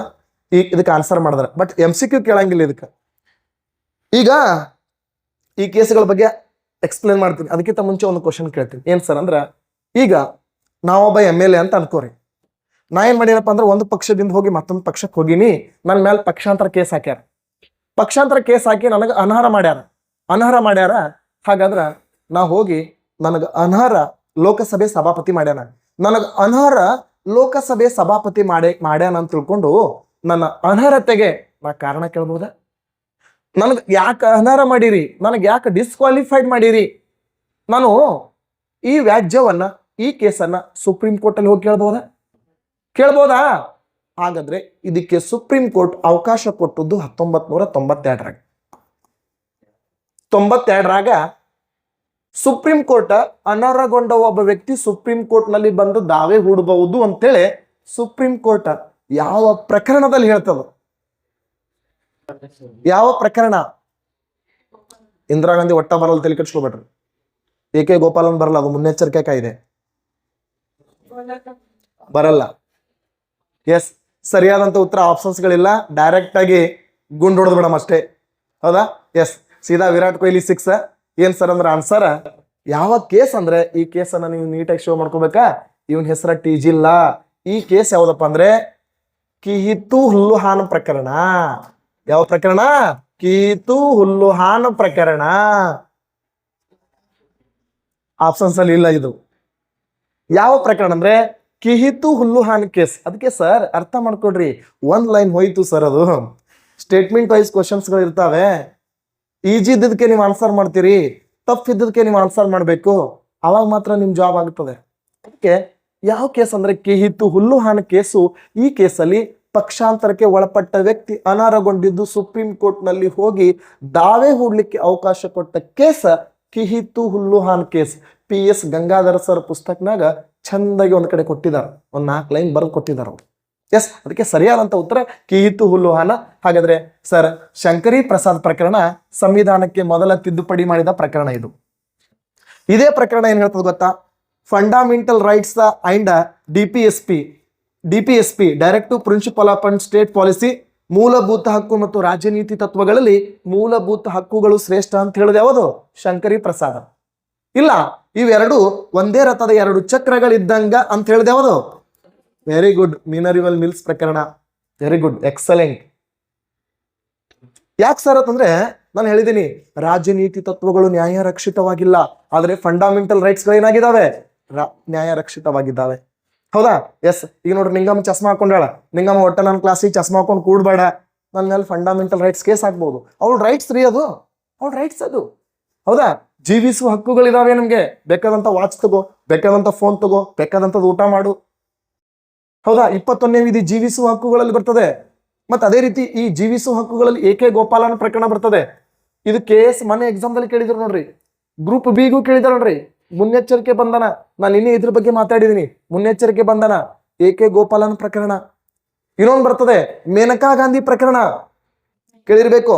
ಮನೇಕಾ ಅಥವಾ ಮೇನಕಾ, 1971 ಆ ಕೇಸಲ್ಲಿ ಅದು ಏನ್ ಹೇಳ್ತದೆ ಗೊತ್ತಾ? ಜೀವಿಸುವ ಹಕ್ಕುಗಳಲ್ಲಿ ಬಂಧನಕ್ಕೆ ಮುಂಚೆ ಏನ್ ಮಾಡ್ಬೇಕು? ಮಾಹಿತಿ ಕೊಡಬೇಕು. ಬಂಧನಕ್ಕೆ ಮುಂಚೆ ಮಾಹಿತಿ ಕೊಡಬೇಕು. ಮತ್ತೆ ಖಾಸಗಿ ಜೀವನ ನಮ್ಮ ವೈಯಕ್ತಿಕ ಹಕ್ಕುಗಳು. Privacy life is a fundamental rights 21ನೇ ವಿಧಿ ಹೇಳ್ತದೆ. ಅದು ಮನೇಕಾ ಗಾಂಧಿ ಕೇಸಲ್ಲಿ ಬರ್ತದೆ, ಹೌದಾ? ಏರ್ಪೋರ್ಟ್ ಅಲ್ಲಿ ಅವ್ರನ್ನ ಬಂಧನ ಮಾಡಿರ್ತಾರೆ.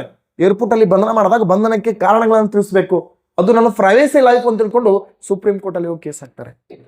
ಮತ್ತೆ ಶಂಕರಿ ಪ್ರಸಾದ್ ಪ್ರಕರಣ ಇಂಪಾರ್ಟೆಂಟು. ನಮ್ಮ ಸಂವಿಧಾನದಲ್ಲಿ ಸುಮಾರು ಇಂಥವು ಬಹಳ ಕೇಸ್ಗಳು ಬರ್ತವೆ. ಅದರಲ್ಲಿ ಕೆಲವೊಂದು ಮಾತ್ರ ಇಂಪಾರ್ಟೆಂಟು. ಇನ್ನ ಈ ಗೋಲಕನಾಥ ಪ್ರಕರಣ, ಇದು ಅಂತೂ ನೀವು ಕೇಳಿರ್ತೀರಿ. ಬಾವಿಗೆ ತಳ್ಳಿ ಹಾಕುವ ಪ್ರಕರಣ, ಮೂಲಭೂತ ಹಕ್ಕು ತಿದ್ದುಪಡಿ ಮಾಡುವ ಅಧಿಕಾರ ಸಂಸತ್ತಿಗಿಲ್ಲ ಅಂತ ಹೇಳ್ತದೆ. ಸಂವಿಧಾನ ತಿದ್ದುಪಡಿ ಮಾಡುವ ಅಧಿಕಾರ ಸಂಸತ್ತಿಗಿಲ್ಲ ಅಂತ ಹೇಳ್ತದೆ. ಆದ್ರೆ ಈ ಕೇಶವಾನಂದ ಭಾರತಿ ಪ್ರಕರಣ ಪ್ರಸ್ತಾವನೆ ಸಂವಿಧಾನದ ಭಾಗ ಹೌದು. ಮೂಲಭೂತ ಹಕ್ಕುಗಳನ್ನು ತಿದ್ದುಪಡಿ ಮಾಡಬಹುದು, ಆದ್ರೆ ಮೂಲ ಸಂರಚನೆಗೆ ಏನಾಗಬಾರ್ದು, ಧಕ್ಕೆ ಉಂಟಾಗ. ಎಸ್, ಇನ್ನ ಮಿನರಲ್ ಮಿಲ್ಸ್ ಪ್ರಕರಣ, ರಾಜನೀತಿ ತತ್ವ ಮತ್ತು ಮೂಲಭೂತ ಹಕ್ಕುಗಳು ಯಾವುದೂ ಶ್ರೇಷ್ಠ ಅಲ್ಲ, ಯಾವುದು ಕನಿಷ್ಠ ಅಲ್ಲ. ಅದಕ್ಕೆ ಡಾಕ್ಟರ್ ಬಾಬಾ ಸಾಹೇಬ್ ಅಂಬೇಡ್ಕರ್ ಅವರು ಹೇಳ್ತಾರೆ DPSPಗಳು ಅಧಿಕಾರ ಮಾಡುವಂತ ಪ್ರತಿನಿಧಿಗಳಿಗೆ ಮಾರ್ಗಸೂಚಿಗಳಿದ್ದಂಗೆ.